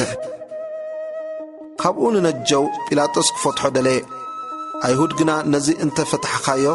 ፈታዊ ቄሳር ኣይኮንካን፣ ርእሱ ከንግስ ዝደሊ ዘበለ ኩሉ መቐናቕንቲ ቄሳር እዩ ኢሎም ጫውጫው በሉ። ጲላጦስ ነዚ ዘረባ እዚ ምስ ሰምዐ ንኢየሱስ ናብ ወጻኢ ወሲዱ ኣብቲ ጽፍጽፍ ዝብልዎ ብዕብራይስጢ ገበታ ዝበሃል ስፍራ ኣብ መንበር ፍርዲ ተቐመጠ። ድሮ ፋሲጋ ሳድሰይቲ ሰዓት ኣቢሉ ነበረ። ናይ ይሁድ ከዓ እንሆ ንጉስኩም በሎም። ሽዑ ንሳቶም ንየው በሎ ስቐሎ ኢሎም ጫውጫው በሉ። ጲላጦስ ከዓ ንንጉስኩም ዶ ክሰቕሎ በሎም። እቶም ሊቃውንቲ ካህናት ከዓ ብዘይ ቄሳርስ ንጉስ የብልናን ኢሎም መለሱ። ሽዑ ክሰቕልዎ ኣሕሊፉ ሃቦም። ኢየሱስ ከም እተሰቕለ ቁጽሪ 17 ተቐቢሎም ድማ ወሰድዎ። መስቀሉ ጸይሩ ከዓ ጠረንቀራ ርእሲ ናብ እትበሃል ስፍራ ብዕብራይስጥ ድማ ጎልጎልታ እትበሃል ወፀእ። ኣብኣ ሰቐልዎ። ክልተ ካልኦት ድማ ምስኡ፣ ሓደ በዚ ሓደ በቲ። ኢየሱስ እውን ኣብ ማእከሎም። ጲላጦስ ድማ ጽሕፈት ጽሒፉ ኣብቲ መስቀል ኣንበሮ። እቲ ጽሕፈቱ ከዓ ኢየሱስ ናዝሬታዊ ንጉስ ኣይሁድ ዝብል እዩ። እታ ኢየሱስ እተሰቕለላ ስፍራ ጥቓ እታ ከተማ ስለ ዝነበረት ነዚ ጽሑፍ እዚ ብዙሓት ካብ ኣይሁድ ኣንበብዎ። እቲ ጽሕፈቱ ከዓ ብቋንቋ ዕብራይስጥን ሮሜን ጽርዕን እዩ። ስለዚ እቶም ሊቃውንቲ ካህናት ኣይሁድ ንጲላጦስ ንሱ በዕሉ ኣነ ንጉስ ኣይሁድ እየ ከም ዝበለ ደኣ እምበር ንጉስ ኣይሁድ እዩ ኢልካስ ኣይትጽሓፍ በልዎ። ጲላጦስ ዝጸሓፍክዎ ጽሓፍኩ ኢሉ መለሰ። ቁጽሪ 23 እቶም ዓቀይቲ ግና ንኢየሱስ ምስ ሰቐልዎ ክዳውንቱ ኣልዒሎም ኣብ 4 መቐልዎ። እነሓደ ዓቀይታይ ግዲኡ ነቲ ቀምሽ እውን ከምኡ። እቲ ቀምሹ ግና ካብ ላዕሊ ክሳዕ ታሕቲ ኩልንትናኡ እሉም ነበረ እምበር ስፋይ ኣይነበሮን። ንሓድሕዶም ከዓ ንዝበጽሐ ክበጽሑስ ዕጭ ደኣ ነውድቐሉ እምበር ኣይንቕደዶ ተባሃሃሉ። እቲ ክዳውንተይ ንርእሶም ተማቐልዎ ንቐምሸይ እውን ዕጫ ተዋደቑሉ ዝብል ጽሑፍ መንቲ ክፍጸም እዮም እቶም ዓቀይቲ እዚ ዝገበሩ። ቁጽሪ 25 ኣብ ጥቓ መስቀል ኢየሱስ ከዓ ኣዲኡን ሓፍትኑ ማርያም ሰበይቲ ቀያጳን ማርያም መግደላዊትን ደው ኢለን ነበራ። ኢየሱስ ነዲኡን ነቲ ዘፍቅሮ ወዲ መዝሙር እውን ኣብ ጥቓ ደው ኢሉን ምስ ረኣየ ነዲኡ ኣቲ ሰበይቲ እንሆ ወድኺ በላ። ነቲ ወዲ መዝሙር ከዓ እንሃ ኣዲኻ በሎ። እቲ ወዲ መዝሙር እውን ካብ ሽዑ ጀሚሩ ናብ ቤቱ ወሰዳ። ኢየሱስ ከም ዝሞተ ቁጽሪ 28 ድሕሪ እዚ ኢየሱስ ኩሉ ከም እተፈጸመ ፈሊጡ እቲ ጽሑፍ ምእንቲ ክፍጸም ጸማእኹ በለ። ኣብኡ መጺጽ ዝመልአ ኣቕሓ ነበረ። ሽዑ መጺጽ ዝመልአ ሰፍነግ ኣብ ዘንጊ ስምዕዛ ገይሮም ናብ ኣፉ ኣቕረብሉ። ኢየሱስ ከዓ ነቲ መጺጽ ምስ ጣዓመ ተፈጸመ በለ። ርእሱ ኣድነነ፣ ነፍሱ እውን ወጸት። ኢየሱስ ጐድኑ ከም ዝተወግዐ ቁጽሪ 31 ስለዚ ድሮ ሰንበት ነበረ እሞ እታ ሰንበት እቲኣ ክብርቲ በዓል ዓመት ስለ ዝኾነት እቲ ስጋኦም ኣብ መስቀል ምንቲ ከይሓድር መሓኹልቶም ሰሰቢሮም ከውርድዎም እቶም ኣይሁድ ንጲላጦስ ለመንዎ። ሽዑ እቶም ዓቀይቲ መጺኦም ማሕኹልቲ ተቐዳማይን ናይቲ ምስኡ እተሰቕለ ካልኣይን ሰበሩ። ናብ ኢየሱስ ምስ መጹ ግና ሸዓ ከም ዝሞተ ርእዮም ማሕኹልቱ ኣይሰበርዎን። ሓደ ካብቶም ዓቀይቲ ግና ጐድኑ ብኹናት ወግኦ፣ ብኡብኡ ከዓ ደምን ማይን ወፀ። እቲ ዝረኣየ ከዓ መስከረ፣ ምስክር እውን ሓቂ እዩ። ንሱ ከዓ ንስኻትኩም ምንቲ ክትኣምኑ ሓቂ ከም እተዛረበ ይፈልጥ ኣሎ። እቲ ካብኡ ሓደ ዓጽሚ እኳ ኣይክሰብሩን እዮም ዝብል ጽሑፍ ምንቲ ክፍጸም እዩ እዚ ዝኾነ። ካልእ ጽሑፉን እቶም ዝወግእዎ ክርእይዎ እዮም ይብል እዩ። ኢየሱስ ከም ዝተቐብረ ቁጽሪ 38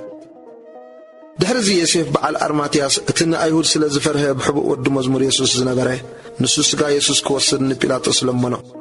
ጲላጦስ ከዓ ፈቐደሉ። ሽዑ ከይዱ ንስጋ ኢየሱስ ወሰዶ። እቲ ቅድም ብለይቲ ናብ ኢየሱስ መጺኡ ዝነበረ ኒቆዲሞስ እውን መጸ እሞ ኣስታት 100 ንጥሪ ዝኣክል ከርበን ዓልወን እተሓሶ ኣምፀ። ንስጋ ኢየሱስ ወሲዶም ከምቲ ልማድ ቀብሪ ኣይሁድን ኣገናንዝኦምን ብበፍታ ምሽቶ ገይሮም ገነዝዎ። ኣብታ እተሰቕለላ ስፍራ ድማ ኣታኽልቲ ነበረ። ኣብቲ ኣታኽልቲ ከዓ እተቐብረሉ ዘይብሉ ሓድሽ መቓብር ጸንሐ። እቲ መቓብር ቀረባ ነበረ እሞ ድሮ ሰንበት ስለ ዝነበረ ንኢየሱስ ኣብኡ ኣንበርዎ።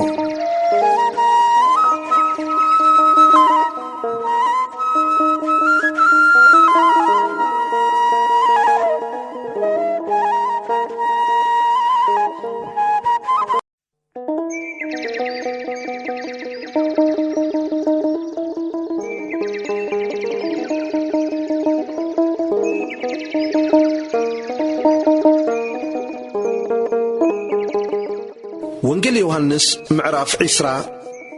ትንሣኤ ኢየሱስ ክርስቶስ ቁጽሪ 1 በተቀዳመይቲ መዓልቲ ሰሙን ግና ማርያም መግደላዊት ገና ጸልማት ከሎ አንጊሃ ናብቲ መቃብር መጸት። ነቲ እምኒ ከዓ ካብ ኣፍ መቃብር ተፈንቂሉ ረኣየቶ። ስለዚ ንሳ ጎይያ ናብ ስምዖን ጴጥሮስን ናብቲ ኢየሱስ ዘፍቅሮ ካልእ ወዲ መዝሙርን መጺኣ ንጎይታና ካብ መቃብር ወሲዶምዎ أبي كم زنبروا عين فلتن بلتهم ጴጥሮስን እቲ ሓደ ወዲ መዝሙርን ከዓ ወፁ ናብቲ መቃብሩን ከዱ ክልቲኣቶም ብሓንሳእ ጎየዩ እሞ እቲ ሓደ ወዲ መዝሙርን ጴጥሮስ ቀደሞ ኣብቲ መቃብሩን ቅድም በጽሐ ደኒኑ እንተጠመተ ከዓ ኣብኡ መጋን ዝረአየ ግና ኣየኣተወን ሽዑ ስምዖን ጴጥሮስ ድሕሪኡ መጺኡ ናብቲ መቃብር ኣተወ ነቲ መጋን ዝውን ተነቢሩ ረአዮ እቲ ኣብ ርእሱ ዝነበረ ማዕረምያ ከዓ ንበይኑ ተጠቕሊሉ ነበረ እምበር ምስቲ መጋን ኣይነበረን ሽዑ እቲ ቅድም ናብ መቃብር ዝመጽእ ካልእ ወዲ መዝሙር ድማ ኣተወ ነቲ ካብ ምዉታት ክትንስእ ይግብኦ እዩ ዝብል ጽሑፍ ግና ኣየስተውዓሉን ነበሩ እሞ ርእዩ ኣመነ ሽዑ እቶም ደቂ መዛሙርቲ ናብ ቤቶም ተመልሱ ኢየሱስ ንማርያም መግደላዊት ከም ዝተረኣያ ቁጽሪ 11 ማርያም ግና ኣብቲ ኣፍ መቃብር ደው ኢላ ትበኪ ነበረት እናበኸየት ከዓ ናብቲ መቃብር ድንን ኢላ ኣብቲ ስጋ ኢየሱስ ዝነበሮ ጻዕዳ ክዳውንቲ እትኸድኑ ክልተ መልኣኽ ሓደ ብትርኣስ ሓደ ከዓ ብትርጋጽ ረኣየት ንሳቶም ከዓ ኣብቲ ሰበይቲ እንታይ የብኬኪ ኣሎ በልዋ ንስኻ ንጐይታዬ ወሲዶሞ ኣበይ ከም ዘንበርዎ ከዓ ኣይፈልጥን በለቶም እዚ ኢላ ንድሕሪት ግልጽ ምበለት እሞ ንኢየሱስ ደው ኢሉ ረኣየቶ ኢየሱስ ምዃኑ ግና ኣይፈለጠትን ኢየሱስ ከዓ ኣብቲ ሰበይቲ እንታይ የብኬኪ ኣሎ ንመንሲ ትደልያ ኣለኹ በላ ንስኻ ሓላዋ ተኽልቲ መሲልዋ ጐይታይ ንስኻ ኣልዕልካዮ እንተኾንካስ ኣነ ወስዶ ኣበይ ከም ዘንበርካዮ ንገረኒ በለቶ ኢየሱስ ከዓ ማርያም በላ እሳ ድማ ግልጽ ኢላ ብዕብራይስጢ ረቡኒ በለቶ ትርጉሙ መምህረይ ማለት እዩ ኢየሱስ ከዓ ገና ናብ ኣቦይ ኣይደየብኩን እሞ ኣይተንኪኒ ግና ናብ ኣሕዋተይ ኪደ እሞ ናብ ኣቦይን ኣቦኹምን ናብ ኣምላኸይን ኣምላኽኩምን እድይብ ኣለኹ በልዮም በላ ማርያም መግደላዊት ንጐይታ ከም ዝረኣየቶን እዙን ከም ዝበላን ከይዳ ነቶም ደቂ መዛሙርቲ ነገረቶም ኢየሱስ ንደቂ መዛሙርቱ ከም ዝተረኣየ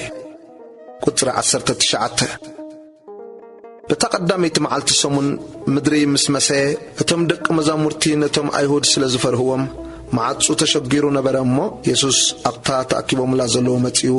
ኣብ ማእከሎም ደው ኢሉ ሰላም ንኣኻትኩም ይኹን በሎም እዚ ምስ በሎም ከዓ ኣእዳውን ጎድኑን ኣርኣዮም እቶም ደቂ መዛሙርቱን ንጐይታ ምስ ረኣይዎ ተሓጐሱ ሽዑ ኢየሱስ ከም ብሓድሽ ሰላም ንኣኻትኩም ይኹን ከምቲ ኣቦ ንኣይ ዝለኣኸኒ ኣነ እውን ከምኡ እልእኸኩም ኣለኹ በሎም እዚ ኢሉ እፍ በለሎም እሞ መንፈስ ቅዱስ ተቐበሉ ሓጢኣቶም ንዝሓደግኩምሎም ይሕደገሎም ንዝሓዝኩምሎም ከዓ ይተሓዘሎም እዩ በሎም ኢየሱስ ንቶማስ ከም ዝተረኣዮ ቁጽሪ 24 እቲ ደዲሞስ ዝበሃል ቶማስ ሓደ ካብቶም 12 ግና ኢየሱስ ክመጽእ ከሎ ምሳታቶም ኣይነበረን እቶም ካልኦት ደቂ መዛሙርቲ ከዓ ንጐይታ ርኢናዮ በልዎ ንሱ ግና ኣሰር እቲ ሽንካር ኣብ ኢዱ እንተዘይርኤኹ ኣጻብዐይ ድማ ኣብ እተሸንከሮ እንተዘይእተኹ ኣብ ጎኑውን ኢደይ እንተዘይእተኹስ ኣይኣምንን እየ በሎም ቁጽሪ 26 ድሕሪ 8 መዓልትኻ እቶም ደቂ መዛሙርቱ ከም ብሓድሽ ኣብ ውሽጢ ነበሩ ቶማስ እውን ምሳታቶም ነበረ ማዓጹ ተሸጊሩ ከሎ ኢየሱስ መጸ ኣብ ማእከሎም ደው ኢሉን ሰላም ንኣኻትኩም ይኹን በሎም ድሓርካ ንቶማስ ኣጻብዕኻ ናብዚ ኣምጽእ ነዳወይ እውን ረአ ኢድካ ከዓ ናብዚ ኣምጽእ እሞ ናብ ጐድነይ ኣእትዋ ኣማኒ እምበር ዘይኣማኒ ኣይትኹን በሎ ቶማስ መሊሱ ጐይታይን ኣምላኸይን በሎ ኢየሱስ ከዓ ሳላ ዘርኢኻኒ ኢኻ ዝኣመንካ እቶም ከይረኣዩ ዝኣምኑ ብፁዓን እዮም በሎ ቁጽሪ 30 ኢየሱስ ድማ ኣብዚ መጽሓፍ እዚ ዘይተጻሕፈ ካልእ ብዙሕ ተኣምራት ኣብ ቅድሚ ደቂ መዛሙርቱ ገበረ ግና ኢየሱስ ንሱ ክርስቶስ ወዲ ኣምላኽ ምዃኑ ምእንቲ ክትኣምኑ ኣሚንኩም እውን ብስሙ ህይወት ምእንቲ ክትረኽቡ እዩ እዚ እተጻሕፈ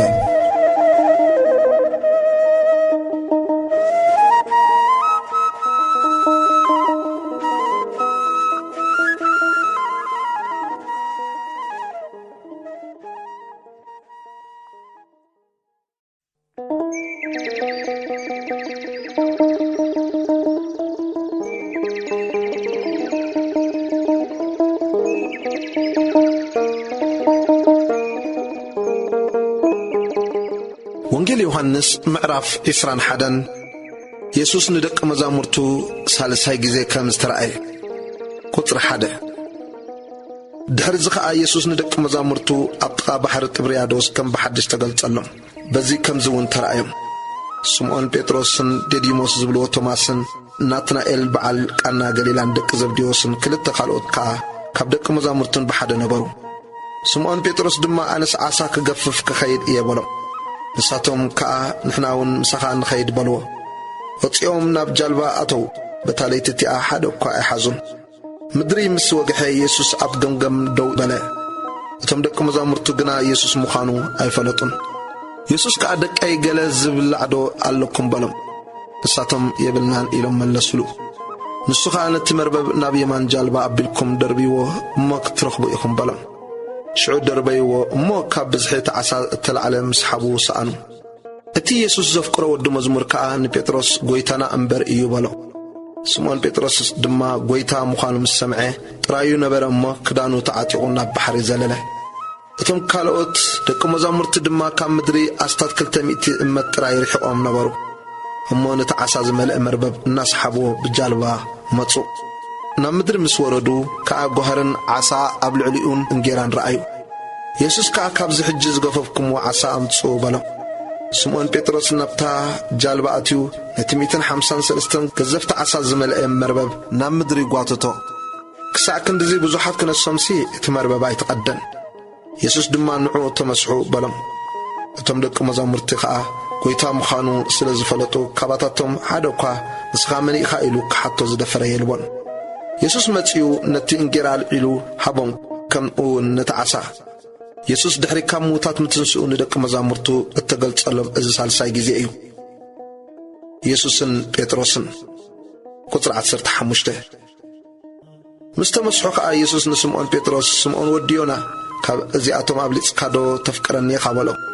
ንሱ ከዓ እዎ ጐይታይ ኣነ ከም ዘፍቅረካ ንስኻ ትፈልጥ ኣለኻ በሎ። ንሱ ዕያዊት ተያብልዕ በሎ። ከም ብሓድሽ ከዓ ካልኣይ ጊዜ ስምዖን ወዲ ዮና ተፍቅረኒ ዶ ኢኻ በሎ። ንሱ እዎ ጐይታይ ኣነ ከም ዘፍቅረካ ንስኻ ትፈልጥ ኣለኻ በሎ። ንሱ ኣባጊዒ ሓሉ በሎ። ሳልሳይ ድማ ስምዖን ወዲ ዮና ተፍቅረኒ ዶ ኢኻ በሎ። ጴጥሮስ ሳልሳይ ጊዜ ተፍቅረኒ ዶ ኢኻ ስለ ዝበሎ ጉሂዩ ጐይታይ ንስኻ ኩሉ ትፈልጥ ኣለኻ ኣነ ከም ዘፍቅረካውን ትፈልጥ ኣለኻ በሎ። ኢየሱስ ከዓ ኣባጊዒ ያብልዕ ንስኻ በጽሒ ከለኻ ባዕልኻ ተዓጢቕካ ናብ ዝደለኻዮ ትኸይድ ነርካ። ምስ ኣረግካ ግና ኣዳውካ ከም እተልዕል እሞ ካልእ ከም ዘዕጥቀካ ናብ ዘይደለኻዮውን ከም ዝወስደካ ብሓቂ ብሓቂ ይብለካ ኣለኹ በሎ። ብኸመይ ዝመሰለ ሞት ንኣምላኽ ከኽብሮ ከም ዘለዎ ምእንቲ ክሕብረሉ እዩ እዚ ዝበለ። እዚ ምስ ተዛረበ ከዓ ሰዓበኒ በሎ። ጴጥሮስ ድማ ግልጽ ኢሉ ነቲ ኢየሱስ ዘፍቅሮ ወዲ መዝሙር ክስዕብ ከሎ ረኣዮ። ንሱ እቲ ክድረሩ ከለዉ ኣብ ኣፍ ልቢ ኢየሱስ ጽግዕ ኢሉ ተቐሚጡ ዝነበረ እሞ ጐይታይ ኣሕሊፉ ዝህበካ መን እዩ ዝበሎ እዩ። ሽዑ ጴጥሮስ ንኡ ርዩ ኢየሱስ ጐይታይ እዚ ኸ ከመይ ምዃኑ እዩ በሎ። ኢየሱስ ከዓ ክሳዕ ዝመጽእ ክጸንሕ እንተፈትኹኸ እንታይ ገዲስካ ንስኻ ግዳ ሰዓበኒ በሎ። ስለዚ እቲ ወዲ መዝሙር እቲ ከም ዘይመውት እዚ ዘረባ እዚ ኣብ ማእከል ኣሕዋት ወፀ። ኢየሱስ ግና ክሳዕ ዝመጽእ ክጸንሕ እንተፈትኹኸ እንታይ ገዲስካ በለ እምበር ኣይመውትን እዩስ ኣይበሎም። እቲ ብዛዕባ እዚ ዝመስከረን ዝጸሓፈን እዚ ወዲ መዝሙር እዚ እዩ። እቲ ምስክሩ ሓቂ ምዃኑ ድማ ንሕና ንፈልጥ ኢና። ቁጽሪ 25 ኢየሱስ ዝገበሮ ግብሪ ድማ ብዙሕ ካልእ ኣሎ። ኩሉ በብሓደ ተጽሒፉ እንተዝኸውንሲ ነቲ እተጻሕፈ መጽሓፍቲ ኩላ ዝዓለም እኳ ኣይማእኸለቶን ይመስለኒ።